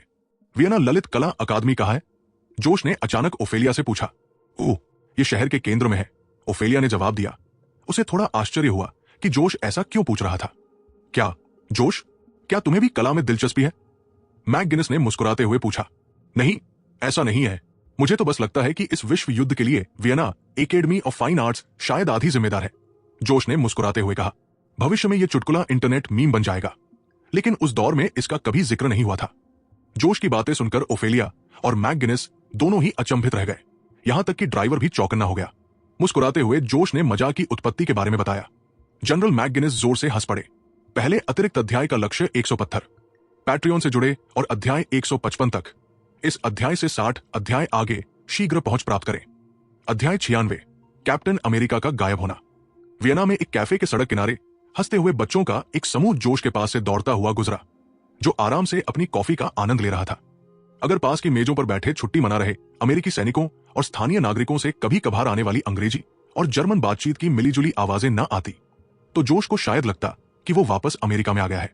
मूल समय रेखा के वियना के युद्ध के बिना, सोवियत संघ द्वारा की गई जबरन लूटपाट के बिना और 4 प्रमुख शक्तियों के बीच ऑस्ट्रिया के विभाजन के बिना वियना और वास्तव में पूरा ऑस्ट्रिया युद्ध से शायद ही कुछ खास प्रभावित हुआ था।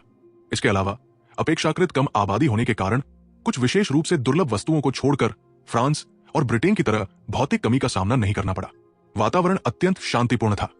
इसका यह भी मतलब था कि जोश यहां बुनियादी सामान बेचकर मुनाफा नहीं कमा सकता था। सौभाग्य से जोश ने इस स्थिति का पहले से ही अनुमान लगा लिया था। वियना आते समय वो लिंडन को अपने साथ नहीं लाया था, बल्कि उसे पेरिस में कई गोदामों में रखे सामान के साथ धीमी गति से बेचने के लिए छोड़ गया था। इसी समय एक कार कैफे के पास रुकी और एक फैशनेबल खूबसूरत महिला बाहर निकली, जिसे देखकर आसपास मौजूद अमेरिकी सैनिकों और अधिकारियों ने सीटियां बजानी शुरू कर दी। हालांकि वो महिला इस तरह के व्यवहार की आदी प्रतीत होती थी और उसने इस पर कोई ध्यान नहीं दिया। आखिरकार ऑस्ट्रिया भी इटली की तरह ही मित्र देशों के सदस्यों में से एक बन चुका था। हालांकि ऑस्ट्रिया को विजयी राष्ट्र का दर्जा मिलने की संभावना कम थी, फिर भी उसने खुद को युद्ध पीड़ित के रूप में सफलतापूर्वक स्थापित कर लिया था। पर्याप्त संसाधनों और अभी भी अच्छी युद्ध क्षमता वाली सेना के साथ अगर सोवियत संघ द्वारा उत्पन्न संभावित सैन्य खतरे का डर न होता तो ऑस्ट्रिया को वहां अमेरिकी सैनिकों की तैनाती की भी आवश्यकता नहीं होती। इसलिए ऑस्ट्रिया में तैनात अमेरिकी सैनिकों ने अपने अधिकारियों की बार बार चेतावनी के बावजूद आमतौर पर हद से ज्यादा जोखिम नहीं उठाया। जब वो महिला चलकर जोश के बगल में बैठ गई तो सीटियों और अन्य शोरगुल जल्दी ही थम गए। आसपास के अधिकांश अमेरिकी प्रथम सेना के साथ पेरिस से आए थे और जोश को अच्छी तरह जानते थे। एक प्रमुख अमेरिकी व्यवसायी होने के नाते और उनके कमांडिंग ऑफिसर के अतिथि के रूप में स्वाभाविक रूप से वे उसे नाराज करने का जोखिम नहीं उठाना चाहते थे। श्रीमान खान, आप आज काफी खुश लग रहे हैं, जोश के बगल में बैठते हुए महिला ने अभिवादन किया। वो महिला कोई और नहीं बल्कि ओफेलिया थी। हालांकि वो लंबे समय से जोश के अधिकार को स्वीकार करती आ रही थी, लेकिन ये एक निजी मामला था। सार्वजनिक रूप से वे अभी भी केवल व्यावसायिक साझेदार थे। ऐसे माहौल में मास्टर जैसे शब्दों से स्वाभाविक रूप से परहेज किया जाता था। मिस ओफेलिया, आजकल कारोबार कैसा चल रहा है? हाइड्रा का एकीकरण कैसा चल रहा है? जोश ने अखबार नीचे रखते हुए हल्की मुस्कान के साथ पूछा। जोश ने हाइड्रा के पुनर्गठन में सीधे तौर पर हस्तक्षेप नहीं किया था। उसने यह मामला ओफेलिया को सौंप दिया था, क्योंकि वो ऑस्ट्रिया की स्थानीय स्थिति से कहीं अधिक परिचित थी। जोश को बस हाइड्रा की मुखिया पर अपना नियंत्रण बनाए रखना था। काम बहुत अच्छा चल रहा है, एकीकरण सुचारू रूप से आगे बढ़ रहा है। कुछ छोटी मोटी दिक्कतें आई, लेकिन श्रीमान खान, आपके सहयोग से वे आसानी से सुलझ गई। आगे विस्तार करने के लिए मैं एक क्लब स्थापित करने की योजना बना रही हूं, लेकिन अभी तक नाम तय नहीं किया है। क्या आपके पास कोई सुझाव है? ओफेलिया ने मनमोहक मुस्कान के साथ जवाब दिया और थोड़ा और करीब झुक गई। काउंसिल ऑफ 9 के प्रतिस्पर्धी सामाजिक क्लब्स वाले दिखावे की तरह हाइड्रा के इस नए गुट को भी एक सार्वजनिक पहचान की जरूरत थी। वे सहयोगियों के गुस्से को भड़काए बिना खुलेआम हेल हाइड्रा चिल्ला नहीं सकते थे। मुझे सोचने दो। मुझे मिल गया। इसे ओरोबोरोस कह देते हैं। जोश ने कुछ देर सोचने के बाद सुझाव दिया।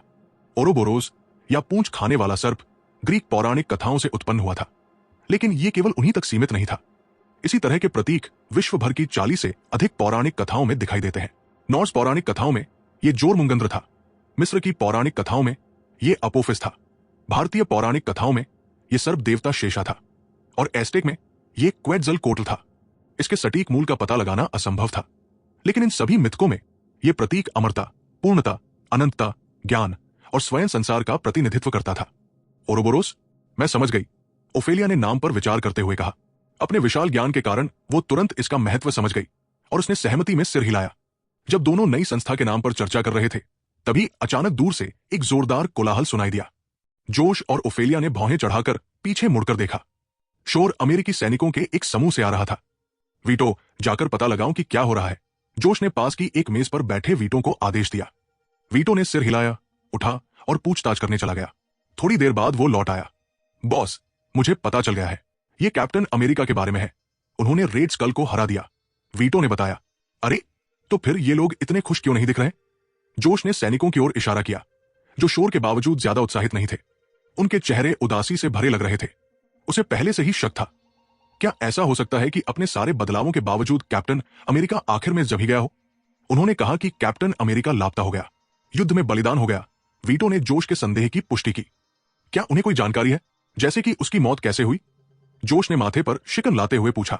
माफ कीजिए बॉस, उन्हें बस इतना पता है कि वह चला गया है, लेकिन पूरी जानकारी नहीं है। कुछ देर सोचने के बाद जोश ने आदेश दिया, मुझे प्रथम सेना के मुख्यालय ले चलो। इन सैनिकों को शायद पूरी कहानी पता न हो, लेकिन जनरल मैग्निस को जरूर पता होगी। समझ गया बॉस। वीटो गाड़ी तैयार करने के लिए दौड़ पड़ा। आधे घंटे बाद जोश का समूह वियना के बाहरी इलाके में स्थित प्रथम सेना के मुख्यालय में पहुंचा। जोश से परिचित होने के कारण गार्डों ने उन्हें बिना किसी समस्या के अंदर जाने दिया। नाम की घोषणा होते ही जोश की मुलाकात जनरल मैकगिनेस से हुई। वो खैर, तकनीकी रूप से ये गोपनीय जानकारी है, लेकिन आपको बताने में कोई हर्ज नहीं है। कैप्टन रोजर्स को बलिदान कहना पूरी तरह सही नहीं है। उनका शव कभी नहीं मिला, मैकगिनेस ने समझाया। तुम्हारा क्या मतलब है? जोश ने हैरानी से पूछा। मुझे जो रिपोर्ट मिली उसके अनुसार कैप्टन रोजर्स ने श्मिट का पीछा करते हुए हाइड्रा के अड्डे में काफी अंदर तक प्रवेश किया। जब तक अतिरिक्त बल पहुंचे, तब तक वहां केवल टेसरैक्ट ही बचा था। कैप्टन रोजर्स या श्मिट का कोई पता नहीं चला, मैकगिनेस ने जवाब दिया। यह सुनकर जोश एकदम स्तब्ध रह गया। टेसरैक्ट के अलावा और कुछ नहीं? क्या इसका मतलब यह था कि कैप्टन अमेरिका की मृत्यु नहीं हुई थी, बल्कि वो लापता हो गया था? रुको, बिल्कुल नहीं। क्या कैप्टन अमेरिका और रेड स्कल दोनों को टेसरैक्ट द्वारा कहीं और भेज दिया गया था? पहले अतिरिक्त अध्याय का लक्ष्य 100 पत्थर, पैट्रियन से जुड़े और अध्याय 155 तक। इस अध्याय से 59 अध्याय आगे शीघ्र पहुंच प्राप्त करें। अध्याय 97 ग्रीनगर। कई दिनों की पूछताछ और जांच के बाद, हालांकि उस समय कोई गवाह न होने के कारण कोई ठोस सबूत नहीं मिला, जोश ने निष्कर्ष निकाला कि कैप्टन अमेरिका को संभवतः टेसरैक्ट द्वारा कहीं और ले जाया गया था, जबकि मूल कहानी में रेड स्कल को एक अन्य इन्फिनिटी स्टोन सोल स्टोन के लिए मार्गदर्शक के रूप में काम करने के लिए वॉर्मिर भेजा गया था। जोश ने तर्क दिया कि पत्थर को 2 मार्गदर्शकों की आवश्यकता होने की संभावना नहीं थी। यदि दोनों को एक ही समय में ले जाया जाता, तब भी वॉर्मिर पर दोनों के एक साथ दिखाई देने की संभावना बहुत कम थी। कैप्टन अमेरिका के लापता होने पर जोश का व्यक्तिगत दृष्टिकोण मिश्रित भावनाओं वाला था, जिसमें अफसोस के साथ साथ राहत भी मिली हुई थी। अफसोस इस बात से पैदा हुआ कि हालांकि वे घनिष्ठ मित्र नहीं थे, लेकिन कम से कम परिचित तो थे। राहत की बात अधिक सीधी थी।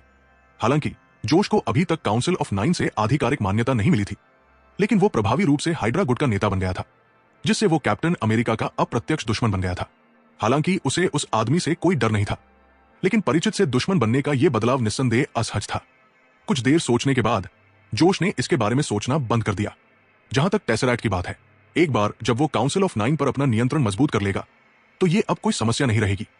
अगले दिन एक आलीशान काफिला धीरे धीरे ऑस्ट्रिया के इंसब्रुक के पश्चिम में एक घाटी में स्थित ओब्स्टाइग नामक एक छोटे से शहर में पहुंचा। कस्बे के लोग उत्सुकता से वाहनों को देख रहे थे। दूरस्थ होने के कारण ओब्स्टाइग युद्ध की तबाही से काफी हद तक बचा रहा था और सैन्य कर्मियों या महत्वपूर्ण हस्तियों का यहां आना जाना दुर्लभ था। स्वाभाविक रूप से कारों के एक बड़े जुलूस का अचानक प्रकट होना जिज्ञासा जगा गया। अपने छोटे आकार के बावजूद ऑस्ट्रिया कभी विश्व प्रसिद्ध ऑस्ट्रो-हंगेरियन साम्राज्य का केंद्र था, जिसके कारण ओब्स्टाइग जैसे दूरस्थ क्षेत्रों में भी सड़कें अच्छी तरह से बनी हुई थी। काफिला शहर से आसानी से गुजर गया। कई मोड़ों के बाद वाहन अंततः कस्बे के उत्तरी किनारे पर स्थित एक छोटे से घर के सामने रुक गए, जिसके साथ एक आंगन भी था। गाड़ियों के काफिले के आने से आंगन में मौजूद एक बड़े कुत्ते का ध्यान आकर्षित हुआ, जिसने तुरंत चेतावनी के तौर पर 2 बार भौंका। जैसे ही गाड़ियां रुकी, जोश कोट पहने हुए बाहर निकला। उसके पीछे ओफेलिया भी एक क्लासिक पोशाक में सजीद जी बाहर आई। जैसे ही जोश बाहर निकला, आंगन में मौजूद विशाल कुत्ते पर उसकी नजरें चमक उठीं। ये एल्पाइन सेंट बर्नार्ड नस्ल का एक मजबूत कुत्ता था, जो स्विट्जरलैंड का राष्ट्रीय कुत्ता है और यात्रियों को आल्प्स के दर्रों को पार कराने में मदद करने के लिए प्रसिद्ध है। अपने शांत स्वभाव के लिए जाना जाने वाला यह कुत्ता केवल कुछ चेतावनी भरी गुर्राहट के साथ भौंका और बिन बुलाए मेहमानों पर सतर्क नजर रखता रहा। उसने आक्रामकता का कोई संकेत नहीं दिखाया। तो ये तुम्हारा बचपन का घर है? लगता है अब इसका कोई नया मालिक है। ओफेलिया ने कुत्ते की गुर्राहट से बेपरवाह होकर लापरवाही से टिप्पणी की। जैसे ही उसने घर का जायजा लिया, ये तो सामान्य बात है। जब हम वहां से निकले थे तब मेरे पिता ने इसे बेच दिया था। हालांकि मुझे पक्का नहीं पता कि इसे किसने खरीदा था, जोश ने जवाब दिया। दरअसल ये छोटा सा शहर और ये घर ही जोश के वर्तमान शरीर का जन्म स्थान था। इस कस्बे से लगभग 20 किलोमीटर उत्तर में बवेरिया का श्वांगो नामक गांव स्थित है। वहां पहाड़ों के उस पार 2 महल एक दूसरे के सामने खड़े हैं, विश्व प्रसिद्ध न्यूश्वानस्टीन महल और होहेनश्वांगो महल, जो कभी बवेरिया के लुडविग द्वितीय का निवास स्थान था। इससे यूरोप पहुंचने से पहले ही जोश की न्यूश्वानस्टीन के लिए अचानक उत्पन्न हुई लालसा का पता चलता है। बचपन में जोश अक्सर अपने पिता के साथ सीमा के पास के जंगलों में घोड़े पर सवार होकर शिकार करने जाया करता था, जहां वे लुभावने किलों की प्रशंसा करते थे। अब जोश उन किलों पर अपना दावा करने आया था। मूल रूप से बवेरिया सरकार के स्वामित्व वाले ये किले युद्ध के दौरान हाइड्रा द्वारा बवेरिया पर कब्जा करने और बाद में ऑस्ट्रिया द्वारा कब्जा किए जाने के बाद ऑस्ट्रियाई हाथों में आ गए। ऑस्ट्रिया में रहने के दौरान कई तरह की जोड़तोड़ करके जोश ने बहुत कम वित्तीय लागत पर इन महलों का स्वामित्व हासिल कर लिया। हालांकि ये उतना बड़ा लाभ नहीं था जितना लग सकता है। जहां होहेनश्वांगो महल एक पूर्ण संरचना थी, जिसे रहने योग्य बनाने के लिए केवल मामूली नवीनीकरण की आवश्यकता थी, वहीं न्यूश्वानस्टीन एक अधूरी परियोजना थी। लुडविग द्वितीय ने 19वीं शताब्दी के उत्तरार्ध में इसके निर्माण पर चौंका देने वाली 62 लाख मार्क्स की राशि खर्च की थी, जो कि चीन के समर पैलेस की लागत को बौना कर देने वाली थी, जिसका निर्माण लगभग उसी समय 10 लाख से अधिक चांदी के सिक्कों में हुआ था। इस फिजूल खर्ची के कारण अंततः लुडविग को मानसिक बीमारी के बहाने पद से हटा दिया गया, जिसके कुछ दिनों बाद उनकी रहस्यमय मौत हो गई। उनकी मृत्यु के समय न्यूश्वानस्टीन अधूरा रह गया था। इसके 360 कमरों में से केवल 14 ही पूरे हुए थे। मूल समय रेखा के अनुसार 1990 के दशक तक बवेरियन सरकार ने महल का जीर्णोद्धार और निर्माण कार्य शुरू नहीं किया था, जिससे ये एक प्रमुख पर्यटन स्थल बन गया जो सालाना लाखों की कमाई करता है। न्यूश्वानस्टीन को अभी पूरा करने में जोश को कई मिलियन डॉलर से अधिक का खर्च आएगा। सौभाग्यवश उन्हें हाल ही में जनरल मैकगिनेस से कई हजार मुफ्त मजदूर मिले। इन युद्धबंदियों में से कई तकनीकी रूप से कुशल थे और कम से कम शारीरिक श्रम कर सकते थे। फिलहाल जोश ने पुरानी यादों को ताजा करने के लिए पहले ओब्स्टिक जाने का फैसला किया। जब जोश और ओफेलिया बातें कर रहे थे, तभी घर का मौजूदा मालिक कुत्तों के भौंकने और शोरगुल से सतर्क होकर जांच करने के लिए अंदर से बाहर आया। पहले अतिरिक्त अध्याय का लक्ष्य 100 स्टोन। जल्दी करो, अगले अतिरिक्त अध्याय के लिए केवल 71 पीएस बचे हैं। पैट्रियन से जुड़े और अध्याय 158 तक इस अध्याय से 61 अध्याय आगे शीघ्र पहुंच प्राप्त करें। अध्याय 98 रैंडोल्फ। घर के अंदर से एक अधेड़ उम्र का व्यक्ति बाहर निकला, जिसका चेहरा मिलनसार था। उस आदमी को देखते ही जोश की भौहें थोड़ी सिकुड़ गई। उस आदमी में कुछ जाना पहचाना सा था, हालांकि ये याददाश्त शायद शव के असली मालिक की ही थी। क्या तुम जोश हो? जोश खान? उस आदमी ने उसे ध्यान से देखने के बाद पूछा। जी हाँ, मैं ही हूं। क्या आप अंकल रैंडोल्फ हैं? जोश ने नाम सुनते ही जवाब दिया। वो आदमी वाकई जाना पहचाना था। वो उसके पिता का दोस्त था, एक शिकारी जो कस्बे के बाहर आल्प्स पर्वतमाला के पास रहता था। जोश को यह भी याद था कि बचपन में वो उसे गोद में उठाता था। ऐसा लगता था कि उसके पिता ने जाने से पहले वो घर उसे बेच दिया था। अरे वाह, तुम इन कुछ सालों में कितना बदल गए हो। क्या तुम अमेरिका से वापस आ गए हो? तुम्हारे माता पिता कैसे हैं और वे कौन हैं? रैंडोल्फ ने उत्साह से भरे स्वर में जोश से सवालों की बौछार कर दी। ओह, ये मेरे अधीनस्थ कर्मचारी हैं। युद्ध अब समाप्त हो चुका है और मैं संयोगवश व्यापार के सिलसिले में यूरोप में था, इसलिए मैंने सोचा कि इनसे मिलने आ जाऊं। मेरे माता पिता की बात करें तो ये एक लंबी कहानी है, जोश ने उदास स्वर में समझाया। मैं समझ गया। अच्छा, तुम बस खड़े मत रहो, अंदर आओ और बैठो। मैंने अभी चाय बनाई है, रैंडोल्फ ने गर्मजोशी से कहा, मानो उसने जोश के लहजे में कुछ भांप लिया हो और बात का रुख मोड़ दिया। जोश ने मना नहीं किया। इतनी दूर आने के बाद निमंत्रण को अस्वीकार करना असभ्यता होती। वो ओफेलिया और वीटो के साथ घर में दाखिल हुआ और अपने बाकी साथियों को बाहर पहरा देने के लिए छोड़ दिया। अंदर का हिस्सा क्लासिक यूरोपीय शैली का था, जिसमें सोफा, चिमनी और रेडियो मौजूद थे। चिमनी के पास एक कुत्ते का बिस्तर था, जिस पर एक और सेंट बर्नार्ड कुत्ता अपने 4 पिल्लों के साथ दुबका हुआ लेटा था। बाहर से आया सेंट बर्नार्ड कुत्ता उनके पीछे पीछे अंदर आ गया था और अब अपनी साथी और पिल्लों के पास सुरक्षात्मक मुद्रा में खड़ा था। दोनों कुत्ते स्पष्ट रूप से एक जोड़ी थे। आपने शायद गौर किया होगा, आपके जाने के बाद से यहां का फर्नीचर बिल्कुल नहीं बदला है। ऐसा इसलिए क्योंकि मुझे हमेशा लगता था कि युद्ध के बाद आप या आपका परिवार एक दिन वापस लौटेंगे। और देखिए, मैं गलत नहीं था, रैंडोल्फ ने उन्हें बैठने के लिए कहते हुए कहा और चाय बनाने चला गया। जोश और ओफेलिया सोफे पर बैठे थे, जबकि वीटो जोश से 5 फीट पीछे एक पेशेवर मुद्रा में खड़ा था। रैंडोल्फ ने वीटो की हरकतों पर ध्यान दिया और थोड़ा आश्चर्यचकित हुआ, लेकिन उसने तुरंत यह निष्कर्ष निकाला कि जोश की स्थिति अब काफी महत्वपूर्ण होनी चाहिए। आप बड़े ही नेक दिल हैं, अंकल रैंडोल्फ। घर को इस हालत में रखने की कोई जरूरत नहीं थी। रैंडोल्फ की इस नेक भावना से प्रभावित होकर जोश ने कहा। इस सरल भाव ने दिखाया कि रैंडोल्फ एक सच्चे दोस्त थे, जो अपने पिता की बहुत परवाह करते थे। इसमें कोई परेशानी नहीं हुई। मैं अकेला रहता हूं और मेरी कोई खास रुचियां नहीं है, इसलिए कुछ बदलाव करने या न करने से कोई फर्क नहीं पड़ा। लीजिए, इसे पीजिए। ये एक प्रीमियम ग्रीन टी है जो मैं सुदूर पूर्व से मंगवा पाया हूं। कहते हैं कि इसे पहले सिर्फ सम्राट ही पीते थे। आशा है आपको पसंद आएगी। रैंडोल्फ ने जोश और ओफेलिया के सामने चीनी मिट्टी के प्याले रखते हुए कहा और फिर उनमें साफ चाय डाल दी। बेशक मुझे ये पसंद है, जोश ने कहा। उसने गौर किया था कि ऑस्ट्रिया में, ब्रिटेन या अमेरिका के विपरीत लोगों की चाय के लिए अलग अलग पसंद होती है, जिनमें हर्बल और फ्रूट टी से लेकर ग्रीन और ब्लैक टी तक शामिल है। विशेष रूप से ग्रीन टी ब्लैक टी से ज्यादा लोकप्रिय थी। मुख्य अंतर यह था कि ऑस्ट्रियाई लोग चाय को भिगोने के बजाय उबालते थे, क्योंकि उन्हें सादा गर्म पानी पीने की आदत नहीं थी। जोश ने एक घूंट लिया और अपने मुंह में देर तक रहने वाली हरी चाय की परिचित सुगंध का आनंद लिया। क्या ये लोंगजिंग है? उसने आश्चर्य से पूछा। हालांकि उबालने से इसका स्वाद कुछ हद तक कम हो गया था, लेकिन जोश, जो अपने पूर्व जीवन में चाय का शौकीन था, ने इसके विशिष्ट स्वाद को पहचान लिया। क्या तुम लोंगजिंग को जानते हो? तुम्हारी चीनी भाषा काफी अच्छी है। रैंडोल्फ ने भी उतनी ही हैरानी से कहा। नहीं, मैं कभी चीन नहीं गया, लेकिन मैं शिकागो में रहता था, जहां एक चाइना टाउन है, और मैंने वहां के स्थानीय लोगों से सीखा। जोश ने आगे के सवालों को टालते हुए सहजता से समझाया। हाँ, मैं समझ गया। रैंडोल्फ ने बिना किसी संदेह के सिर हिलाया और फिर पूछा, आपके माता पिता का क्या हुआ? फूड पॉइजनिंग से उनकी मृत्यु 2 साल पहले हो गई थी। जोश ने दुख का दिखावा करते हुए जवाब दिया, हालांकि उसे वास्तव में कोई दुख नहीं था। मैं समझता हूं, यह वाकई दुर्भाग्यपूर्ण है, लेकिन लगता है आप ठीक है। मुझे यकीन है कि आपके माता पिता स्वर्ग से आप पर गर्व कर रहे होंगे। रैंडोल्फ ने खेद भरे भाव से कहा। तो इस बार आप कितने दिन रुकने का इरादा रखते हैं? अगर आप चाहें तो मैं ये घर आपको मूल कीमत पर वापस बेच सकता हूं, रैंडोल्फ ने प्रस्ताव दिया। इसे वापस बेच दे? क्यों? जोश ने उलझन में पूछा।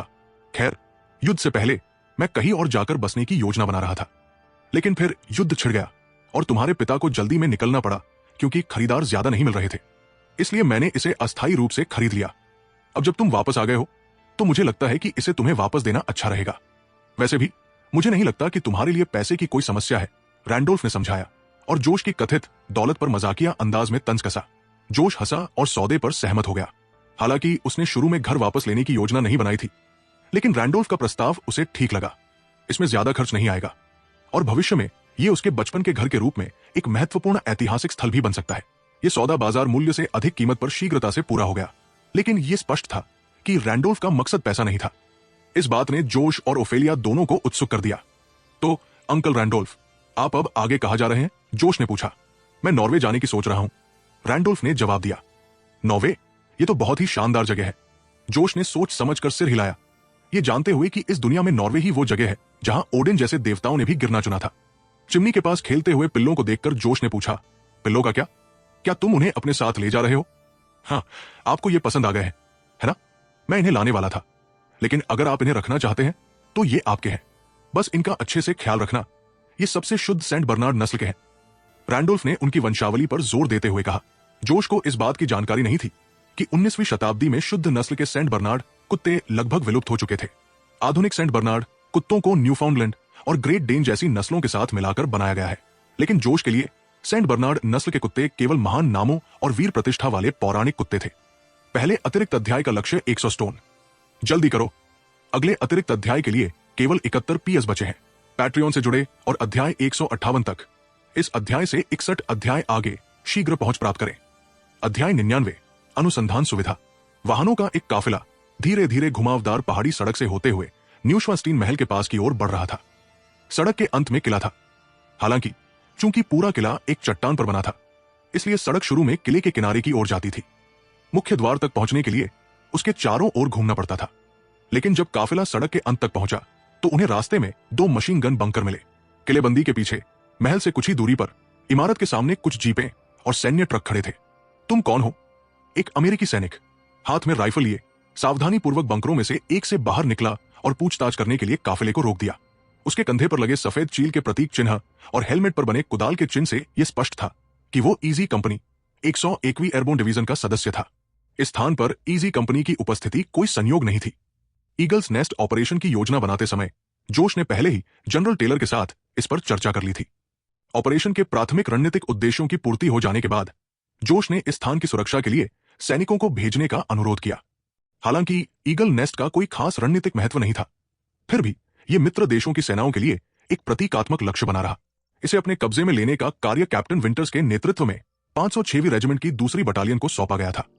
चूंकि न्यूश्वासिन कैसल 100 किलोमीटर से भी कम दूरी पर था और रणनीतिक दृष्टि से इसका कोई महत्व नहीं था, इसलिए जनरल टेलर ने अनायास ही 506वीं बटालियन को इस पर भी कब्जा करने का आदेश दे दिया था।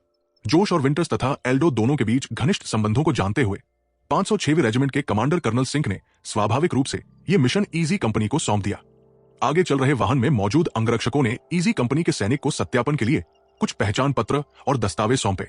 संक्षिप्त बातचीत के बाद सैनिक और अंगरक्षक जोश को ले जा रहे वाहन की ओर बढ़े। क्या हो रहा है? वीटो ने पूछा। जैसे ही वे दोनों पास आए, वो यात्री सीट से बाहर निकल आया। बॉस, सार्जेंट जॉन मार्टिन का कहना है कि किले का मुख्य द्वार विस्फोट में नष्ट हो गया है और फिलहाल बंद है। हमें बगल वाले द्वार से जाना होगा, आगे वाली गाड़ी के अंगरक्षक ने समझाया। John Martin? जोश ने खिड़की नीचे की और अमेरिकी सैनिक की ओर मुड़ा। नाम पहचानते ही जोश को याद आया कि वो इस आदमी से पहले भी लंदन के रेनबो थिएटर में आ चुका है। जी सर। इतने महत्वपूर्ण व्यक्ति द्वारा सम्मानित किए जाने पर सार्जेंट मार्टिन का चेहरा खुशी से चमक उठा। हालांकि जोश सैन्य पदानुक्रम का हिस्सा नहीं था, लेकिन ईजी कंपनी में हर कोई उसे जानता था। आपने बताया था कि मुख्य द्वार नष्ट हो गया है, क्या हुआ था? जोश ने पूछा, जाहिर तौर पर चिंतित था क्योंकि महल जल्द ही उसकी संपत्ति बनने वाला था। जी साहब, जब हम वहां पहुंचे तो किले का इस्तेमाल हाइड्रा के अनुसंधान केंद्र के रूप में किया जा रहा था। हालांकि उनकी संख्या बहुत कम थी, बस कुछ दर्जन ही थे, लेकिन वे बहुत जिद्दी थे। उन्होंने फाटक को उड़ा दिया और हमें रोकने के लिए इलाके का इस्तेमाल करने की कोशिश की। उस समय हमारे पास घेराबंदी के लिए ज्यादा उपकरण नहीं थे, लेकिन उस रात हमारे कमांडर ने अकेले ही किले में घुसपैठ की और विरोध करने वाले हाइड्रा के अधिकांश सैनिकों को मार गिराया। भगवान ही जाने उन्होंने ये कैसे किया, सार्जेंट मार्टिन ने उत्साह से बताया। जोश ने समझदारी से सिर हिलाया। यह स्पष्ट था कि एल्डो ने एक बार फिर जोश द्वारा दिए गए बिस्टिफिकेशन सीरम का इस्तेमाल किया था। अन्यथा इतने खतरनाक किले में अकेले ही दर्जनों हाइड्रा सैनिकों को मार गिराना लगभग असंभव होता। सौभाग्यवश केवल मुख्य द्वार ही नष्ट हुआ और किले की मुख्य संरचना अक्षुण्ण रही। फिर भी हाइड्रा की उपस्थिति यहां रहस्यमय थी। जानकारी के लिए धन्यवाद, सार्जेंट मार्टिन। क्या अभी एल्डो से मिलना संभव है? जोश ने पूछा। जी हां महोदय, मेरे पीछे आइए। मार्टिन ने सिर हिलाया और बंकरों में मौजूद अपने साथी सैनिकों को इशारा किया। फिर जोश और उसके समूह को महल के बगल वाले प्रवेश द्वार की ओर ले गया। बगल के प्रवेश द्वार से गुजरने और महल के जटिल गलियारों से होते हुए जोश आखिरकार दूसरी मंजिल पर एक कमरे में पहुंचा जहां एल्डो लिखने में व्यस्त था। जोश, मैं तुम्हारा इंतजार कर रहा था। तुम्हें देखकर बहुत खुशी हुई। एल्डो खड़ा हुआ और जोश को गले लगाकर उसका अभिवादन किया। तुम्हें देखकर भी अच्छा लगा। मैंने तुम्हारे अकेले मिशन के बारे में सुना था, हाइड्रा के कब्जे वाले किले पर धावा बोलकर उनके सैनिकों को अकेले ही मार गिराना।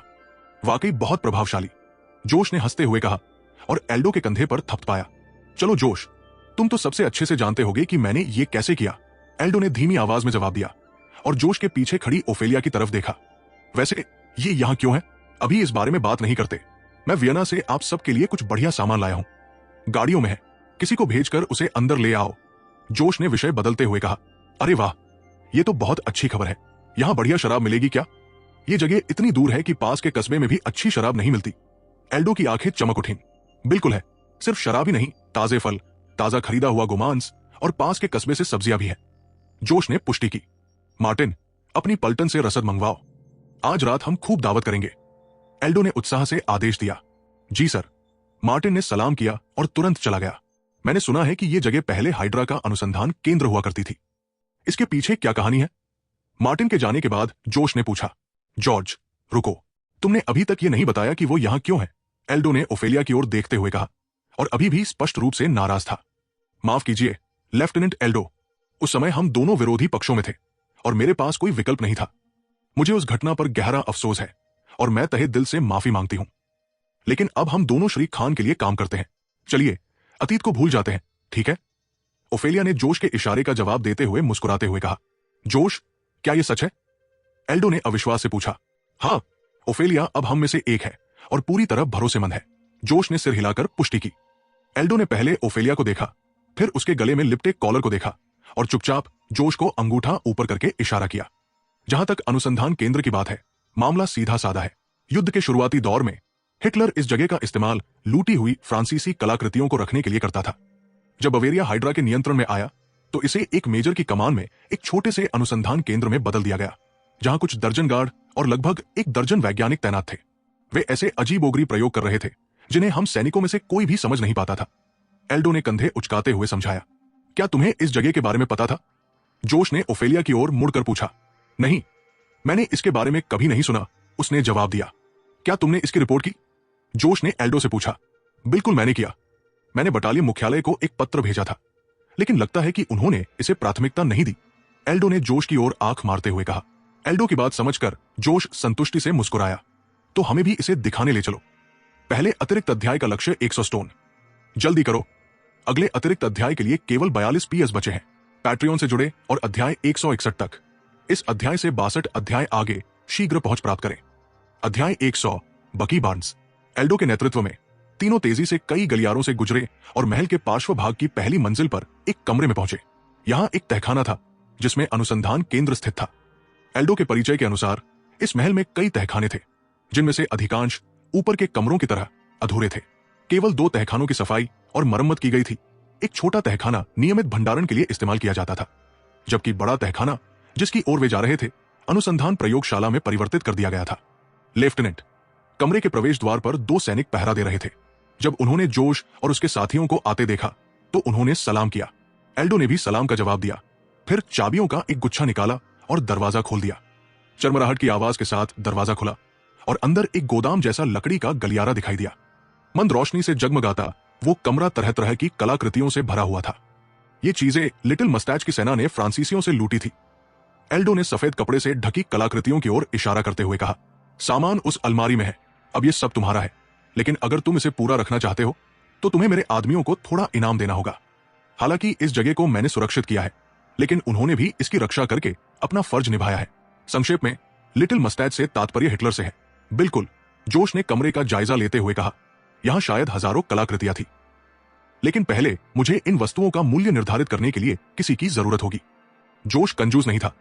यह नहीं माना जा सकता कि हिटलर की सेना द्वारा लूटी और संग्रहित की गई हर चीज मूल्यवान थी। लूटपाट की प्रक्रिया के दौरान असली खजाने संभवतः सैनिकों और अधिकारियों द्वारा निजी तौर पर रखे गए थे। शेष वस्तुओं का चयन हिटलर, उच्च अधिकारियों, सैन्य कमांडरों और जर्मन संग्रहालयों द्वारा परत दर परत किया गया होगा। जब तक अवशेषों को इस तरह के भंडारण स्थलों पर भेजा जाता, तब तक सबसे मूल्यवान टुकड़े पहले ही ले लिए जा चुके होते। इसलिए कलाकृतियों की प्रचुरता के बावजूद जोश को विश्वास था कि यहां कोई असाधारण खजाना नहीं है। अधिक से अधिक मध्य मूल्य की कुछ मध्यस्तरीय वस्तुएं ही मिलेंगी। इसके अलावा अराजकता के समय में प्राचीन वस्तुएं सोने के मुकाबले अपना आकर्षण खो देती है। युद्ध के बाद के इस युग में न केवल इन कलाकृतियों के लिए अच्छी कीमत प्राप्त करना मुश्किल था, बल्कि इन्हें बेचना भी एक चुनौती थी। फिर भी जोश को कोई आपत्ति नहीं थी। अगर जर्मनों ने इन्हें लूटने लायक समझा था तो इनकी कुछ कीमत तो थी ही। एक बार जब महल पूरी तरह से बहाल हो जाएगा तो ये चीजें सजावट के रूप में काम आ सकती है, माहौल को और भी खूबसूरत बना सकती है और बाद में उसे और सामान जुटाने की झंझट से बचा सकती है। अनुसंधान केंद्र अंदर है, मेरे पीछे आओ। एल्डो ने जोश और ओफेलिया को कलाकृतियों के ढेर के बीच से हॉल के सबसे अंदरूनी हिस्से की ओर ले जाते हुए कहा। वहां नीचे की ओर जाने वाली एक साधारण सी सीढ़ी थी। सीढ़ियों से नीचे उतरकर और एक कोने पर मुड़ते ही वे खुद को एक भारी धातु के दरवाजे के सामने पाए। मैंने यहां किसी को तैनात नहीं किया क्योंकि बाहर पहरेदार है और अंदर की चीजें आम सैनिकों के देखने लायक नहीं है, एल्डो ने दरवाजा खोलते हुए समझाया। जोश ने पूछा, सैनिकों को नहीं पता कि अंदर क्या है? बिल्कुल नहीं। उस रात मैं अकेले ही किले में घुस गया और सबको बाहर निकाल दिया। पूर्वी कंपनी के सैनिकों को सिर्फ इतना पता है कि यहां एक अनुसंधान प्रयोगशाला है, लेकिन चाबियां मेरे पास है और उनमें से कोई भी अंदर नहीं गया है, एल्डो ने जवाब दिया।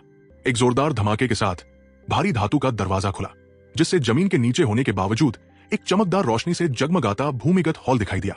ऊपर स्थित लकड़ी के हॉल के विपरीत यह हॉल विभिन्न उपकरणों और यंत्रों से भरा हुआ था। चारों ओर कई प्रयोगशालाएं बनी हुई थी। हालांकि भयंकर युद्ध के प्रमाण भी मौजूद थे। कमरे में गोलियों के निशान और खून के धब्बे बिखरे हुए थे। सौभाग्यवश नुकसान ज्यादा नहीं हुआ। यहां बिजली है? जोश ने रोशन हॉल को देखकर पूछा। हाँ, अंदर एक पावर रूम है जो हाइड्रा की ऊर्जा बैटरियों का उपयोग करता है, ठीक वैसे ही जैसे उनके हथियार। ये बेहद टिकाऊ है।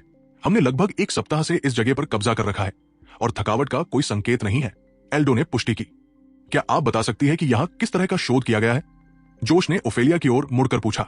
यह पता लगाने के लिए हमें प्रयोग के लॉग ढूंढने होंगे। ओफेलिया ने प्रयोगशाला की अव्यवस्थित स्थिति को देखकर सिर हिलाते हुए कहा। फिर एल्डो की ओर मुड़कर पूछा, क्या यहां कोई डेटा रूम है? वहां है, उधर, वो खुला हुआ है, एल्डो ने एक कोने की ओर इशारा करते हुए जवाब दिया। आगे बढ़ो, जोश ने निर्देश दिया। बिना किसी झिझक के ओफेलिया जानकारी खोजने के लिए डेटा रूम में चली गई। और कुछ असामान्य है क्या? जोश ने पूछा। हाँ, सबसे अंदरूनी हिस्से में, एल्डो ने आगे की ओर इशारा करते हुए कहा।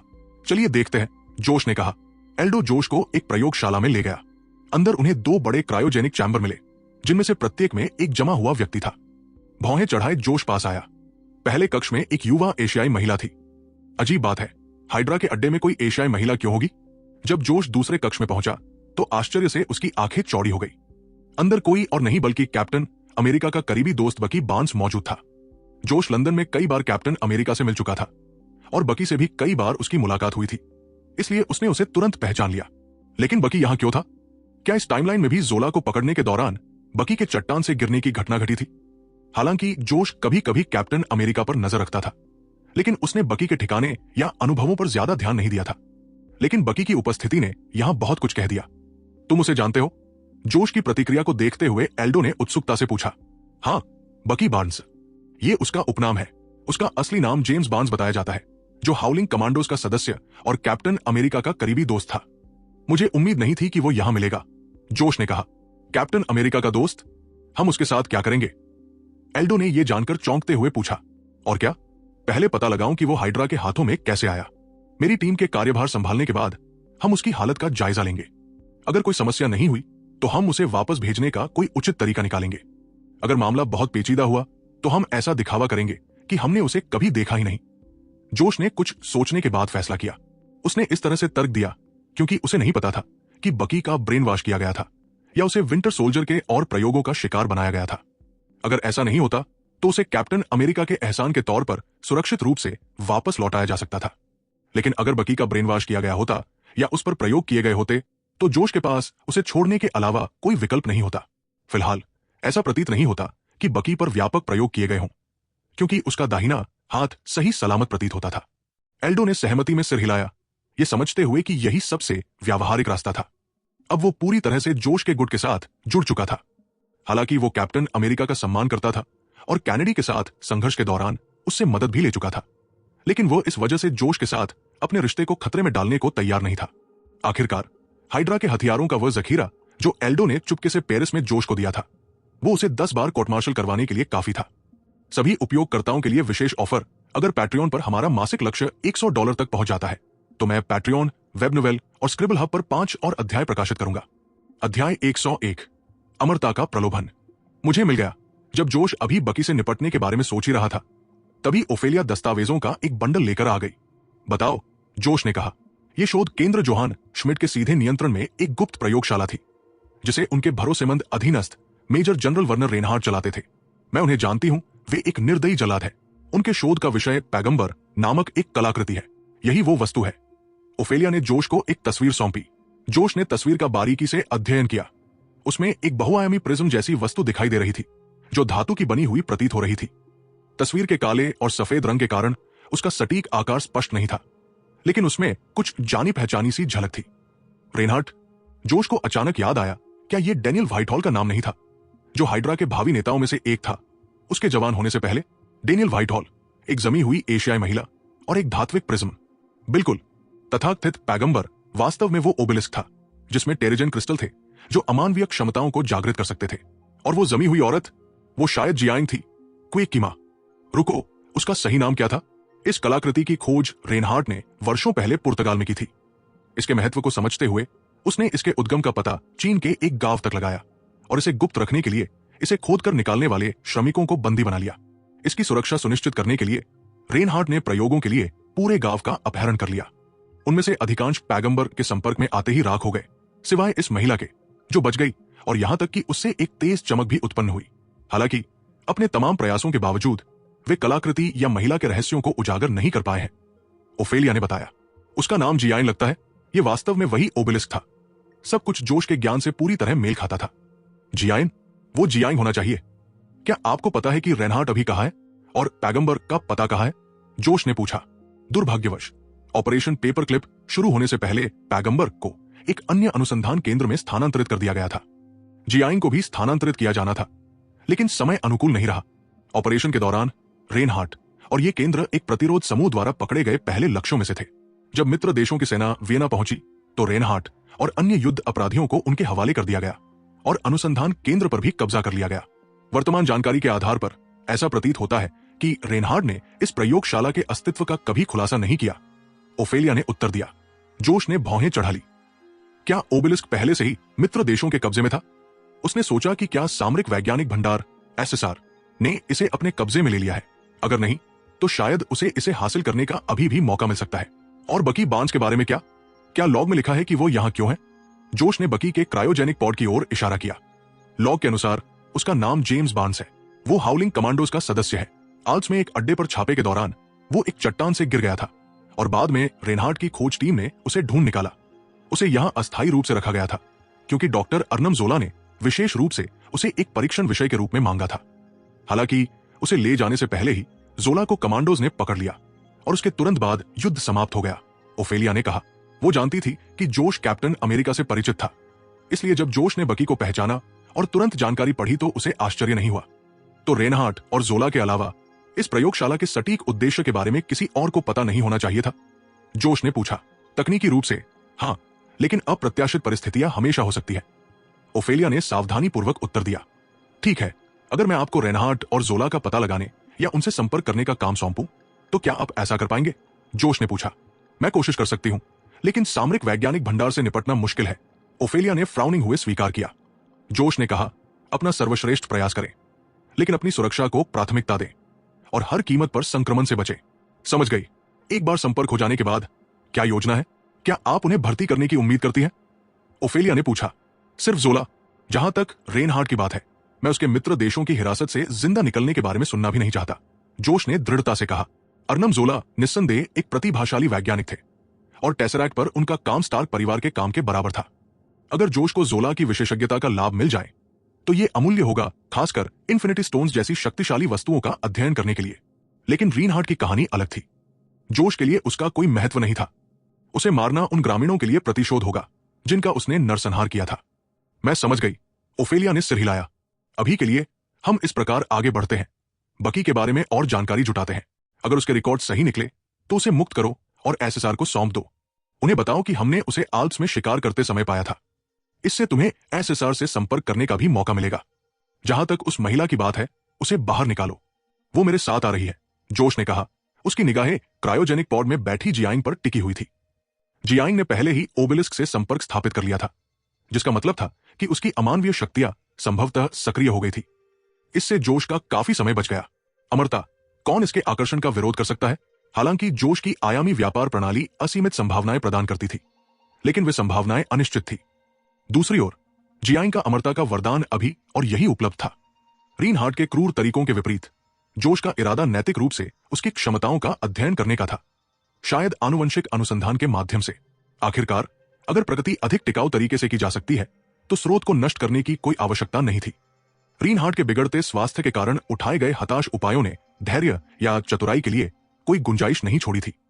लेखक का नोट: बकी के हाथ के बारे में पहले दिए गए संदर्भ को सुधार दिया गया है। गिरने से उसका हाथ कट गया था और हाइड्रा ने पुनर्निर्माण के दौरान बचे हुए अंग में बदलाव किया था। संक्षेप में, पहली बार किसी चीनी लेखक को गलती सुधारते हुए देखा। पैट्रियन से जुड़े और अध्याय 163 तक, जो इस अध्याय से 62 अध्याय आगे है, पहले से ही पहुंच प्राप्त करें। अध्याय 102 जियांग, जिसे अभी अभी बर्फ से बाहर निकाला गया था लेकिन वो अभी तक जाग नहीं पाई थी। उसे एक भव्य यूरोपीय शैली के शयन कक्ष में लाया गया। पास के स्वान लेक से जोश द्वारा अस्थायी रूप से काम पर रखी गई 2 जर्मन लड़कियों को उसकी देखभाल करने का काम सौंपा गया था। यह कमरा उन 14 कमरों में से एक था जो उस समय तक बनकर तैयार हो चुके थे। हालांकि न्यूश्वास्टीन महल कभी पूरी तरह से बनकर तैयार नहीं हुआ, लेकिन इसके 14 पूरे हो चुके कमरों को वर्षों तक अच्छी तरह से संरक्षित रखा गया। थोड़ी बहुत साफ सफाई से इन्हें रहने योग्य बनाया जा सकता है। पहले महल के विशेष महत्व के कारण इन कमरों को ऐतिहासिक स्मारकों के रूप में संरक्षित किया गया था। 1918 में बवेरियन साम्राज्य के आधिकारिक पतन के बाद से इनमें कोई नहीं रहा था। जर्मन कर्मी हाइड्रा के गुर्गों और अब कंपनी TLN, पूर्वी कंपनी का उपनाम, के सैनिकों ने, जिन्होंने बारी बारी से किले पर कब्जा कर लिया, अपने अपने कमांडरों के आदेशानुसार भूतल पर केवल कुछ सुसज्जित कमरों को ही खाली कराया ताकि उनका उपयोग शयन कक्ष के रूप में किया जा सके।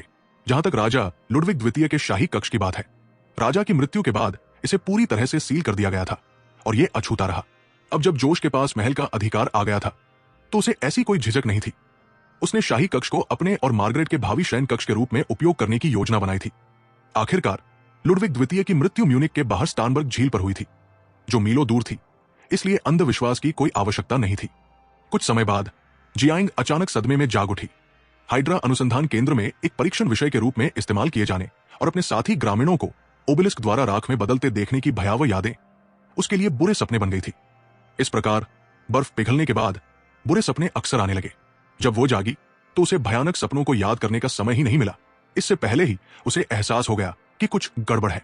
इस बार वो ठंडी अंधेरी कोठरी में नहीं थी जहां चारों ओर सफेद लैब कोट पहने और वर्दीधारी सैनिक मौजूद थे। इसके बजाय उसने खुद को एक आलीशान कमरे में मुलायम बिस्तर पर पाया। उस समय जियांग उतनी विद्वान और अनुभवी अमानव नेता नहीं थी जितनी वो दशकों बाद बनेगी। वो चीन के 1940 के दशक के जियांगू की एक साधारण ग्रामीण लड़की थी जो अनपढ़ थी और ऐसी विलासिता से अपरिचित थी। उसने कंबल को कसकर पकड़ लिया और एकदम जम गई। वो पूरी तरह से असमंजस में थी। जब वो इस स्तब्धता में थी तभी शयन कक्ष का दरवाजा खुला और पारंपरिक जर्मन नौकरानी के कपड़े पहने एक लड़की अंदर आई। आखिरकार तुम जाग गई, ये बहुत बढ़िया है, जियांग को होश में देखकर लड़की ने खुशी से भरी आवाज में कहा। हालांकि जियांग उसे बस खाली निगाहों से देखती रही क्योंकि नौकरानी जर्मन बोल रही थी। जियांग, जिसे चीनी पढ़ना भी नहीं आता था, निश्चित रूप से उसका एक शब्द भी नहीं समझ सकती थी। नौकरानी को जल्द ही संचार में आ रही बाधा का एहसास हुआ और वो जोश को ढूंढने के लिए दौड़ पड़ी। उस समय पूरे महल में केवल जोश ही ऐसा व्यक्ति था जो मंदारिन बोल सकता था। यह जानते हुए जोश ने नौकरानियों को निर्देश दिया था कि जैसे ही जियांग जागे उसे सूचित कर दे। नौकरानी को भागते हुए देखकर जियांग ने अनुमान लगाया कि वो शायद किसी को बुलाने गई होगी। उसकी निगाहें एक पल के लिए खुले हुए शयन कक्ष के दरवाजे पर पड़ी। उसकी आंखों में थोड़ी सी लालसा झलक रही थी, लेकिन वो तुरंत गायब हो गई। ग्रामीण परिवेश की एक लड़की होने के नाते जो दुनिया से अपरिचित थी और हाल ही में लंबे समय तक कारावास और दुर्व्यवहार का शिकार हुई थी, जियांग में भागने का साहस नहीं था। जब जोश पहुंचा तो जियांग अभी भी बिस्तर पर बैठी थी, कंबल को पकड़े हुए थी और खुले दरवाजे को बेसुध निगाहों से घूर रही थी। जब उसने जोश को देखा तो उसने सहज रूप से कंबल को और कसकर पकड़ लिया और डर के मारे हेडबोर्ड की ओर पीछे हट गई। डरने की कोई बात नहीं है, अब तुम सुरक्षित हो, जोश ने कमरे के दूसरी तरफ एक कुर्सी पर बैठते हुए कहा और वो डरी हुई लड़की के पास नहीं गया। उसकी बातें सुनकर जियांग की डरी हुई आंखों में आशा की एक धुंधली सी किरण दिखाई दी। जोश धारा प्रवाह मानक मंदारिन बोलता था। किंग राजवंश के पतन के बाद मंदारिन को आधिकारिक भाषा के रूप में स्थापित किया गया था, इसलिए उसके लिए इसका उपयोग करना असामान्य नहीं था। यह पहली बार था जब जियांग की मुलाकात किसी ऐसे विदेशी से हुई थी जो चीनी भाषा बोलता था। क्या आप चीनी बोलते हैं? जियांग ने पूछा। उसकी मंदारिन भाषा में शियांगनान बोली का स्पष्ट उच्चारण था। सौभाग्य से शियांगनान बोली अपेक्षाकृत समझने योग्य थी। अगर यह मिन्नान या हक्का बोली होती तो जोश, जो अपने पिछले जीवन में झेजियांग का मूल निवासी था, को शायद परेशानी होती। जाहिर है मैं जोश काम हूं। आप मुझे बस जोश कह सकते हैं, उसने मुस्कुराते हुए कहा। युद्ध समाप्त हो गया है और जिन्होंने आपको बंदी बनाया था वे सब मर चुके हैं। अब आप सुरक्षित हैं। क्या यह सच है? मुझे पकड़ने वाले सचमुच मर गए? जियांग ने कांपती आवाज में पूछा। क्या आपने मुझे बचाया? हाँ, मैंने तुम्हें बचाया। और हाँ, वे सब मर चुके हैं। मेरे आदमियों ने उन्हें मार डाला है। जोश ने सिर हिलाकर पुष्टि की। वाह! हालांकि वो उसके शब्दों की सच्चाई की पुष्टि नहीं कर सकी, लेकिन इससे जियांग को राहत मिली और वो बेकाबू होकर रोने लगी। मालिक, खाना तैयार है। जोश द्वारा पहले दिए गए निर्देश के अनुसार नौकरानी ने सावधानी पूर्वक दरवाजे से अपना सिर अंदर झांका। उसे अंदर ले आओ, जोश ने कहा। फिर बिस्तर के पास जाकर जियांग के कांपते कंधे पर धीरे से थपथपाया। ठीक है, रोना बंद करो। तुम अभी अभी उठी हो और बहुत कमजोर हो। पहले कुछ खा लो। उसके शब्दों से उसे जरा भी शांति नहीं मिली। इस महिला को अपनी भावनाओं को व्यक्त करने की सख्त जरूरत थी। हालांकि जैसे ही नौकरानी ने जियांग के सामने खाने से भरी एक छोटी सी मेज रखी, खाने की खुशबू से उसका ध्यान भटक गया और वो धीरे धीरे रोने लगी। भोजन कोई बहुत भव्य नहीं था। एक कटोरी नरम दलिया, एक अंडा, ब्रेड के कुछ टुकड़े और हैम। लेकिन जियांग के लिए ये एक दावत थी, ऐसी दावत जिसका अनुभव उसने शायद ही कभी किया हो। फिर भी भूख लगने के बावजूद वो खाने को लेकर हिचकिचा रही थी। उसे घबराहट हो रही थी। आगे बढ़ो और खाओ, ये तुम्हारे लिए तैयार है, और अगर तुम्हें जरूरत हो तो और भी है, जोश ने प्रोत्साहित किया। तभी जियांग ने जल्दी जल्दी खाना शुरू किया। मेज पर रखा सारा खाना खत्म कर दिया और यहां तक कि कटोरे को भी चाटकर साफ कर दिया। अगर तुम्हें अभी भी भूख लगी है तो मैं और खाना बनवा सकता हूं, जोश ने उसके चेहरे के भाव देखकर मुस्कुराते हुए कहा। सच में? उसने सावधानी से पूछा। स्पष्ट रूप से वो अभी भी भूखी थी। और खाना तैयार करो, इसमें गोमांस, मेमना और चिकन मिलाओ, जोश ने नौकरानी को निर्देश दिया। सामान्य तौर पर जो व्यक्ति अभी अभी सामान्य अवस्था में लौटा हो, उसे संयमित रूप से भोजन करने की आवश्यकता होती है, लेकिन एक जागृत अमानव होने के नाते जियांग को अपनी ऊर्जा की भरपाई करने की आवश्यकता थी। धन्यवाद। नौकरानी के जाने के बाद जियांग ने आखिरकार अपनी कृतज्ञता व्यक्त की। उसकी आवाज में ईमानदारी झलक रही थी। मुझे धन्यवाद देने की कोई जरूरत नहीं है, ये कुछ भी नहीं है, लेकिन जब तक खाना तैयार हो रहा है, चलिए आपकी स्थिति पर चर्चा कर लेते हैं, जोश ने कहा। मेरी स्थिति? मुझे समझ नहीं आ रहा, जियांग ने उलझन में जवाब दिया। यह बहुत आसान है। क्या आपका कोई परिवार बचा है या आपके पास कहीं और जाने की जगह है? जोश ने जानबूझकर पूछा। इस सवाल ने उन्हें झकझोर दिया। परिवार? घर? कोई नहीं था। उस विशालकाय स्तंभ ने उसके पूरे गांव को छीन लिया था, जलाकर राख कर दिया था। वो पूरी तरह अकेली थी, बिना किसी दिशा या उद्देश्य के। अंत में उसने असमंजस में अपना सिर हिलाया, ये दर्शाते हुए कि उसके पास जाने के लिए कोई जगह नहीं थी। जोश को ठीक यही जवाब चाहिए था। चूंकि तुम्हारे पास न पैसा है, न परिवार और न ही रहने की कोई जगह, तो मेरे साथ क्यों नहीं रहते? उसने भेड़िया जैसी मुस्कान के साथ कहा। मेरे पास तुम्हारा खर्च उठाने के साधन है। मास्टर जोश, मुझे अपने यहां जगह देने के लिए आपका बहुत बहुत धन्यवाद, जियांग ने कृतज्ञता पूर्वक कहा। वो उनके प्रस्ताव से आश्चर्यचकित तो थी, लेकिन साथ ही राहत भी महसूस कर रही थी। जोश उसकी त्वरित सहमति से खुश था। इस महिला को जीतना उसकी उम्मीद से कहीं ज्यादा आसान रहा था। जियांग जैसी भोली लड़की का स्वभाव ही ऐसा था। दमनकारी जीवन से आई एक भोली भाली लड़की जो आसानी से बहकावे में आ जाती थी। यह व्यवस्था जोश को पूरी तरह से रास आई। किसी तरह के जबरदस्ती की जरूरत नहीं थी। जियांग स्वेच्छा से उसके पीछे पीछे चली जाती। खून के नमूने हो या कुछ भी, वो उसका होता। जहां तक इनह्यूमंस के अपने असली नेता को खोने या क्वेक के अस्तित्वहीन होने की संभावना का सवाल है, जोश ने मन ही मन कंधे उचका दिए। ये उसकी समस्या नहीं थी। पैट्रियन से जुड़े और अध्याय 163 तक, इस अध्याय से 61 अध्याय आगे शीघ्र पहुंच प्राप्त करें। अध्याय 103 बटलर प्रशिक्षण योजना। न्यूश्वानस्टीन महल के सबसे ऊंचे टावर की छत पर जोश एक डेक्चर पर आराम से बैठा था। उसकी बाहों में एक पिल्ला था, जबकि 3 अन्य उसके पैरों के पास खेल रहे थे। वे सब मिलकर शरद ऋतु की सुहावनी धूप का आनंद ले रहे थे। ये चारों पिल्ले सेंट बर्नार्ड नस्ल के थे, जिन्हें जोश ने रैंडोल्फ से गोद लिया था। जोश महल में उनके दूध छुड़ाने के समय पहुंचा था। अपने प्रवास के दूसरे दिन वो पिल्लों को महल में लेकर आया। रैंडोल्फ उनके साथ गया था, लेकिन केवल विदाई देने के लिए। विदाई के बाद रैंडोल्फ ने अपना सामान पैक किया और 2 वयस्क कुत्तों को साथ लेकर नॉर्वे के लिए रवाना हो गया। जोश को न्यूश्वानस्टीन महल में आए अब 4 दिन हो चुके थे। शुरू में इतने आलीशान महल में रहना नया और रोमांचक लगा, लेकिन कुछ दिनों बाद वो रोमांच खत्म हो गया। मुख्य समस्या महल का विशाल आकार और उसका खालीपन था। यह बहुत विशाल प्रतीत होता था और आसपास बहुत कम लोग थे। भविष्य में जब महल का निर्माण पूरी तरह से पूरा हो जाएगा, तो जोश ने फैसला किया कि अधिक कर्मचारियों को नियुक्त करना आवश्यक होगा। इतने बड़े महल को सुचारू रूप से चलाने के लिए संभवतः कम से कम 100 नौकरों और उतने ही सुरक्षा गार्डों की आवश्यकता होगी। जब जोश अधमरी नींद में ऊँग रहा था, तब टावर के नीचे की सीढ़ियों से हल्के कदमों की एक श्रृंखला गूंज उठी। तेज और हल्की पदचाप जियांग की थी। जोश का अनुमान अलौकिक श्रवण शक्ति पर आधारित नहीं था, बल्कि सरल तर्क पर आधारित था। इतने हल्के कदमों की आहट स्पष्ट रूप से एक महिला की थी, और उस समय महल में केवल कुछ ही महिलाएं मौजूद थी। कुछ दिन पहले बकी की हालत का जायजा लेने के बाद जोश और उसकी टीम ने उसे जगाया। ओफेलिया तब तक बकी को वियना ले जा चुकी थी और महल में मौजूद नहीं थी। इससे केवल 2 युवा जर्मन नौकरानियां, अपने उत्कृष्ट भुने हुए सुअर के मांस के लिए जानी जाने वाली एक रसोइया और जियांग ही बची। हालांकि इन व्यक्तियों में से केवल जियांग ही बिना किसी थकान के लक्षण दिखाए 100 मीटर ऊंचे टावर की सीढ़ियों को एक ही बार में चढ़ सकी। जियांग की क्षमता, जिसे अक्सर अमरता कहा जाता है, वास्तव में उसकी अपार जीवन शक्ति की अभिव्यक्ति थी। हालांकि इससे उसे कोई खास लड़ने की क्षमता नहीं मिली, लेकिन उसकी जीवंतता ने उसे असाधारण सहन शक्ति और ऊर्जा प्रदान की। व्यवहारिक रूप से देखा जाए तो जियांग में असीम सहन शक्ति थी और वो शायद ही कभी थकती थी। इसका एकमात्र नकारात्मक पहलू उसकी बढ़ती भूख थी। शायद खुद इस बात को समझते हुए जियांग ने पिछले कुछ दिनों में 2 युवा नौकरानियों से घर के कामकाज सीखना शुरू कर दिया था। हालांकि जोश उसे अपने घर में रखने के लिए सहमत हो गया था, लेकिन अपने पूरे परिवार को खो चुकी जियांग मुफ्तखोरी करने से हिचकिचा रही थी। एक सरल और ईमानदार व्यक्ति होने के नाते वो किसी का फायदा नहीं उठाना चाहती थी। हालांकि थोड़े समय के लिए जोश शायद शिकायत नहीं करेगा, लेकिन वो भविष्य को लेकर चिंतित थी, खासकर तब जब वो जोश की अभी तक अप्रकाशित पत्नी से मिलेगी। फिलहाल जियांग के पास कोई खास कौशल नहीं था, इसलिए वो साधारण घरेलू कामों में मदद करके ही संतुष्ट थी। उनकी असीम ऊर्जा ने उन्हें नए कौशल जल्दी सीखने में सक्षम बनाया और उन्होंने प्रभावशाली दक्षता के साथ काम किया। महज 2 दिनों में जियांग ने 2 जर्मन नौकरानियों से जोश की दैनिक देखभाल का अधिकांश भार अपने ऊपर ले लिया था। सचमुच उल्लेखनीय।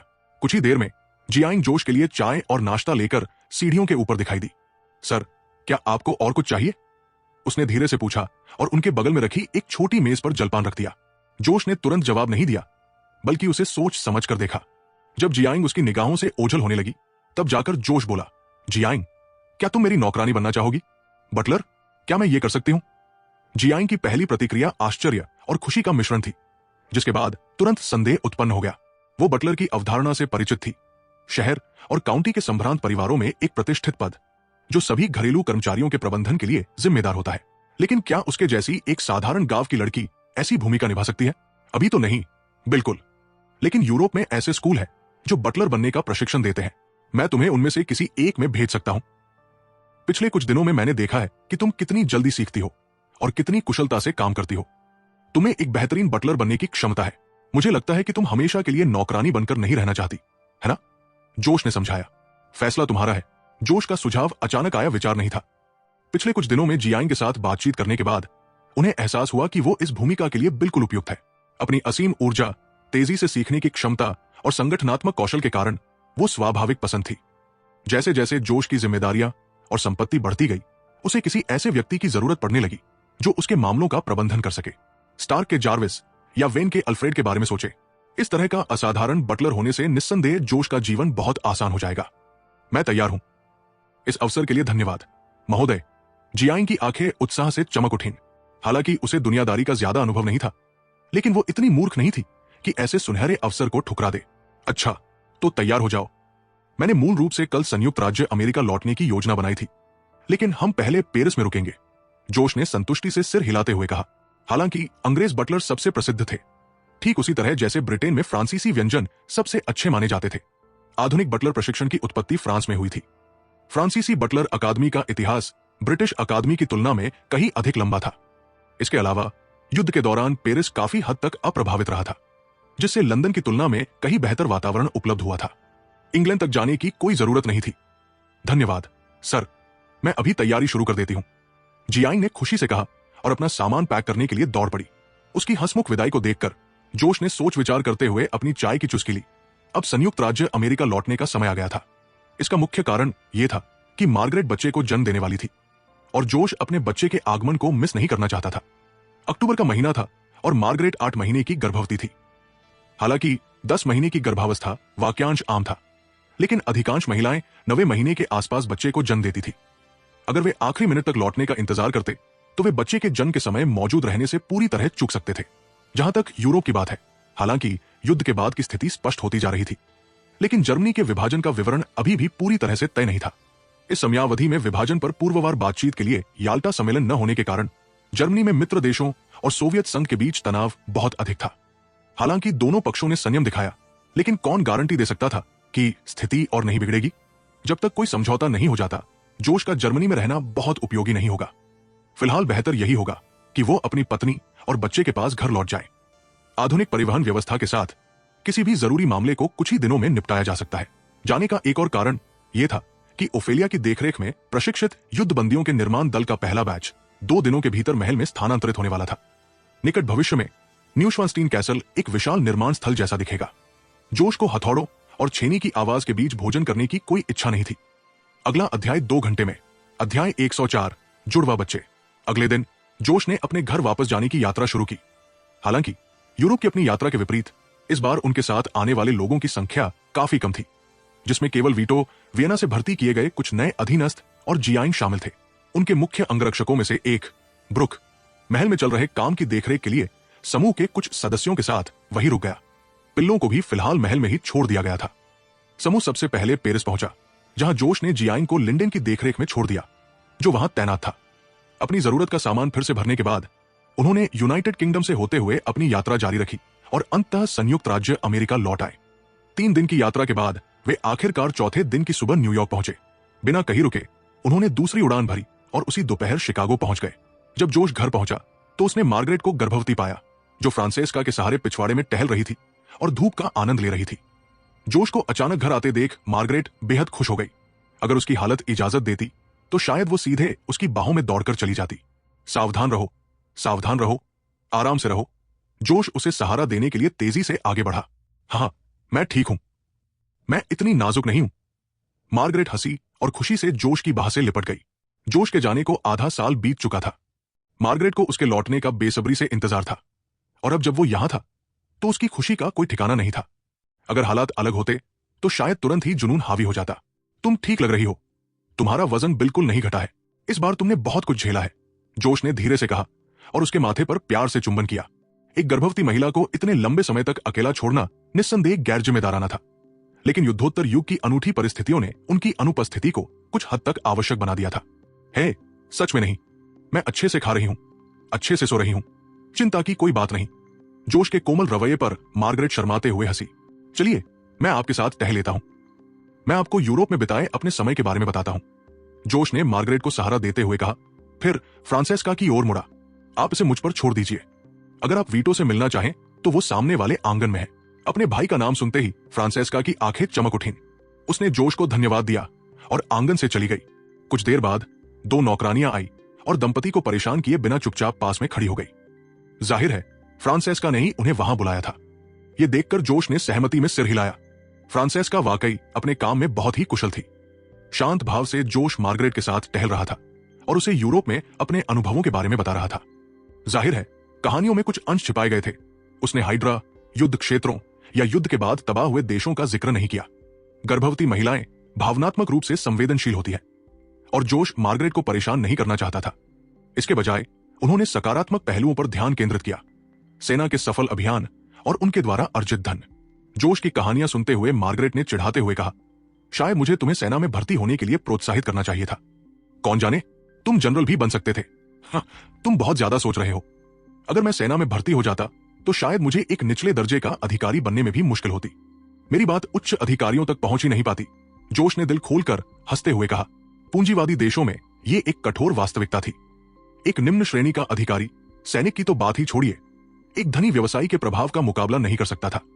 हाँ, मार्गरेट ने मुस्कुराते हुए स्वीकार किया और फिर विषय बदलते हुए पूछा, क्या न्यूश्वानस्टाइन वाकई उतना ही सुंदर है जितना लोग कहते हैं? जोश के यूरोप जाने से पहले मार्गरेट ने न्यूश्वानस्टीन कैसल को खरीदने के उसके दावे को गंभीरता से नहीं लिया था। विश्व प्रसिद्ध ऐतिहासिक स्थल को केवल पैसे से नहीं खरीदा जा सकता था, लेकिन जोश ने यह कर दिखाया था। यह बेहद खूबसूरत है। यहाँ के नजारे मौसम के साथ बदलते रहते हैं, लेकिन अभी इसका निर्माण कार्य चल रहा है। इंजीनियरों का अनुमान है कि इसे पूरा होने में 1 साल और लगेगा। तब तक हमारा बच्चा 1 साल का हो जाएगा और हम परिवार के साथ वहां छुट्टियां बिता सकेंगे। जोश ने महल की सुंदरता का सजीव वर्णन करते हुए कहा। तकनीकी प्रगति, निर्माण उपकरणों और बड़ी संख्या में मुफ्त श्रमिकों की उपलब्धता के कारण निर्माण कार्य पूरा होने में राजा लुडविग द्वितीय के शासनकाल की तुलना में काफी कम समय लगा। जोश ने यह सुनिश्चित किया कि किले पर काम कर रहे युद्धबंदियों को भी काम करने के लिए प्रेरित रखा जाए। पर्याप्त भोजन, अच्छी रहने की स्थिति और शीघ्र रिहाई का वादा उन्हें उत्पादक बनाए रखता था। ये तो किसी सपने जैसा लगता है। मार्गरेट की आंखें उम्मीद से चमक उठीं। ढलते सूरज में मार्गरेट का दमकता चेहरा देखकर जोश के चेहरे पर एक प्यारी सी मुस्कान आ गई। इस नई दुनिया में कदम रखते ही मार्गरेट से मिलना शायद उसका सबसे बड़ा सौभाग्य था। इसके बाद के हफ्तों में जोश मार्गरेट के साथ ही रहा और केवल फोन या टेलीग्राम के माध्यम से डिक्स और यूरोपीय टीम से संवाद करने के लिए ही बाहर निकलता था। 2 सप्ताह बाद शिकागो के डाउनटाउन में स्थित नॉर्थ वेस्टर्न यूनिवर्सिटी के प्रेंटिस विमेंस हॉस्पिटल के मैटरनिटी वार्ड में जोश बेचैनी से इधर उधर घूम रहा था। वीटो और अन्य अंगरक्षक कुछ दूरी पर चुपचाप खड़े रहे, इस बात का ध्यान रखते हुए कि उसे परेशान न करें। अंत में एक नर्स बाहर आकर उसे बताया कि मां और बच्चा दोनों सुरक्षित हैं। जोश ने राहत की सांस ली, लेकिन इससे पहले कि वो आराम कर पाता, एक और नर्स दौड़कर बाहर आई और पहली नर्स को वापस अंदर खींच लाई। पता चला कि मार्गरेट जुड़वा बच्चों की मां बनने वाली थी। उनकी पहली गर्भावस्था में जुड़वा बच्चे हुए थे, एक लड़का और एक लड़की। सौभाग्य से मार्गरेट के अच्छे स्वास्थ्य ने प्रसव को सुचारू बनाया और दोनों बच्चे सुरक्षित रूप से पैदा हुए। जोश, माइक और कैरोल कितने बदसूरत है। मार्गरेट के जोश से कहे गए पहले शब्द जब उसे रिकवरी रूम में लाया गया तो वो लगभग हंस पड़ा। बच्चों के नाम उनके जन्म से पहले ही तय कर लिए गए थे। बेटे का नाम माइक केली कान रखा गया, जबकि बेटी का नाम कैरोल केली कान रखा गया। मार्गरेट का मायके का नाम केली था, जिसे उन्होंने अपने बच्चों के मध्य नाम के रूप में इस्तेमाल किया। जुड़वा बच्चों के मामले में दोनों नाम पूरी तरह से उपयुक्त थे। सभी नवजात शिशु ऐसे ही दिखते हैं, उन्हें समय दीजिए और वे अपने माता पिता की तरह ही सुंदर और आकर्षक हो जाएंगे। जोश ने अपनी हंसी रोकते हुए उसे आश्वस्त किया। 2 घंटे में एक और अध्याय आएगा।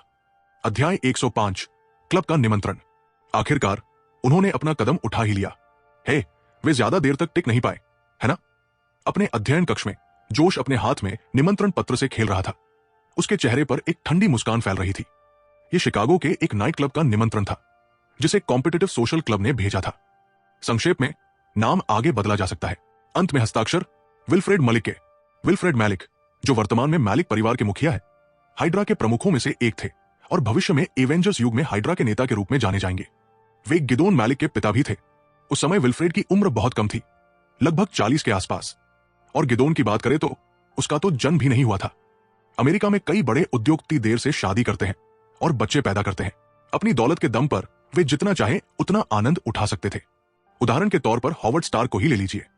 उनका जन्म 1917 में हुआ था और वे 1960 के दशक के अंत तक एक चिंतामुक्त जीवन जीते रहे, जब उनकी मुलाकात टोनी स्टार की मां मारिया से हुई और अंततः उन्होंने शादी कर ली। इससे यह स्पष्ट होता है कि टोनी का जन्म इतनी देर से क्यों हुआ।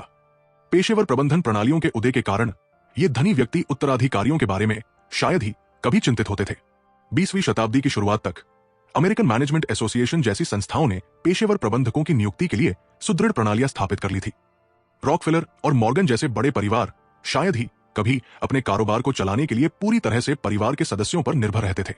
इसके बजाय प्रबंधन कंपनियां उनके मामलों को संभालती थी, जिससे प्रत्यक्ष उत्तराधिकारियों के कारोबार संभालने के लिए बहुत छोटे होने पर भी निरंतरता सुनिश्चित होती थी। इस व्यवस्था के अपने फायदे थे। उत्तराधिकार काल के दौरान बाहरी लोगों द्वारा कंपनी का नियंत्रण आसानी से हथियाया नहीं जा सकता था। इसके उदाहरणों में मार्वल में टोनी स्टार्क और डीसी में ब्रूस वेन या ग्रीन एरो शामिल है। यहां तक कि जब उनके माता पिता की असमय मृत्यु हो गई और उनकी कंपनियों को अस्थायी रूप से दूसरों ने अपने नियंत्रण में ले लिया, तब भी उनकी मूल संपत्ति अछूत बनी रही। कानून और अन्य धनी समूहों ने इन अधिकारों की कड़ी रक्षा की और किसी को भी ऐसा कोई उदाहरण स्थापित करने से रोका जिससे उनके अपने हितों को नुकसान पहुंच सके।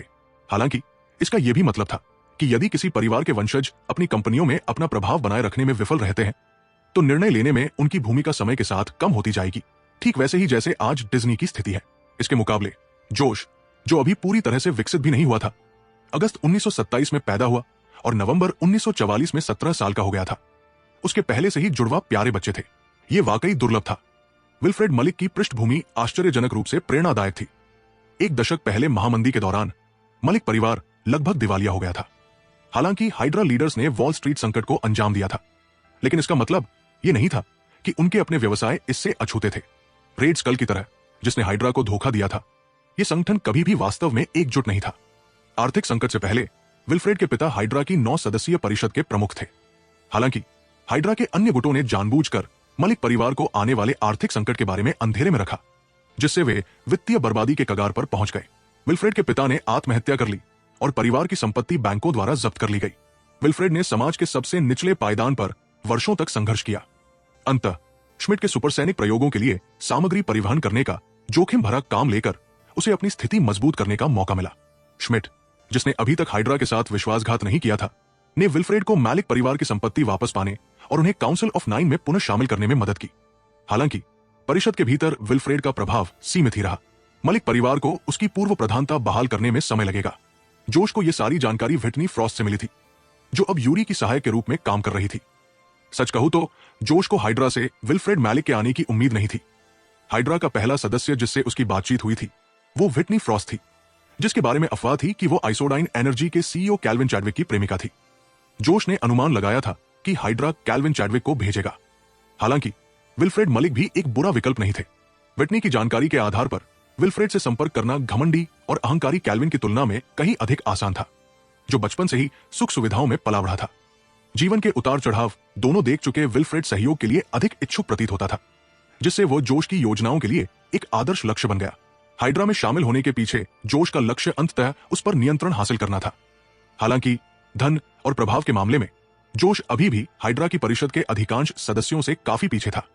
यूरो द्वारा उपलब्ध कराई गई तकनीक इस अंतर को पाटने में मदद कर सकती है, लेकिन नवाचार को शक्ति और धन में बदलने में समय लगता है। इस परिवर्तन काल के दौरान जोश हाइड्रा के उच्च अधिकारियों के किसी भी हस्तक्षेप को बर्दाश्त नहीं कर सकता था। बेशक एक और विकल्प था, किसी राष्ट्र पर नियंत्रण हासिल करना और अमेरिका के साथ विश्व युद्ध शुरू करना, जिससे पूरी स्थिति ही पलट जाती। लेकिन ऐसा करने की कोशिश करने वाला आखिरी व्यक्ति हिटलर बहुत पहले मर चुका था और श्मिट अंतरिक्ष में गायब हो गया था। हालांकि जोश के पास अपनी कुछ खूबियां थी, लेकिन वो खुद को इतना प्रतिभाशाली नहीं मानता था कि अल्पावधि में उन दोनों से बेहतर प्रदर्शन कर सके। व्यवस्था को पूरी तरह से उखाड़ फेंकने के लिए संसाधनों के अभाव में उसे अमेरिका के नियमों का पालन करना पड़ा और हाइड्रा की परिषद को चुनौती देने के लिए इसकी सामाजिक संरचना का उपयोग करना पड़ा। सौभाग्यवश हाइड्रा की ऑस्ट्रियाई शाखा पर उनके अधिग्रहण ने उन्हें पहले ही काफी परेशानियों से बचा लिया था। फिर भी यह काफी नहीं था। हाइड्रा के भीतर अपनी बात मनवाने के लिए जोश को सहयोगियों की जरूरत थी। महामंदी के दौरान विल्फ्रेड को उसके हाइड्रा साथियों द्वारा धोखा दिए जाने को देखते हुए जोश को संदेह था कि उसमें अपने परिवार के पूर्व गौरव को पुनः प्राप्त करने की महत्वाकांक्षा की कमी नहीं होगी। हालांकि बैठक में शामिल होने से पहले जोश को पूरी तरह से तैयार होना था। निमंत्रण विनम्र था, लेकिन किसे पता था कि क्या उम्मीद करनी चाहिए। उन्हें घर पर सुरक्षा बढ़ाने की भी जरूरत थी। हालांकि परिषद के साथ सीधे टकराव की संभावना कम लग रही थी, लेकिन जोश चरम उपायों की संभावना से इनकार नहीं कर सकता था। सावधानी बरतने में ही भलाई है। अगर हाइड्रा ने कोई अनुचित कदम उठाया तो जोश नहीं चाहता था कि उसे बाद में इसका पछतावा हो। यहाँ थोड़ा सा पॉज लेते हैं। अब तक कहानी में पावर का फाउंडेशन तैयार हो चुका है और आगे जो होने वाला है वो प्रोटैगनिस्ट के लिए सब कुछ बदल सकता है। अगर आपको सिस्टम, कल्टिवेशन और फैंटेसी ऑडियो पसंद आते हैं तो चैनल को सब्सक्राइब कर सकते हैं ताकि आने वाली कहानियाँ आपसे मिस ना हो। अपडेट और एक्स्ट्रा कंटेंट के लिए टेलीग्राम ज्वाइन करना भी एक अच्छा ऑप्शन है, लिंक डिस्क्रिप्शन में मिल जाएगा। अब चलिए कहानी को आगे बढ़ाते हैं। कहानी का ये हिस्सा यही समाप्त होता है फिलहाल के लिए। इस यात्रा को सही मायने में परिभाषित करने वाली चीज केवल शक्ति ही नहीं है, बल्कि इसके पीछे के विकल्प है और प्रत्येक निर्णय किस प्रकार आगे आने वाली घटनाओं को नया आकार देता है। अब से हर निर्णय के गंभीर परिणाम होंगे। यदि आपको व्याख्यात्मक काल्पनिक कहानियां पसंद है तो आप इस यात्रा को जारी रखने के लिए सदस्यता ले सकते हैं।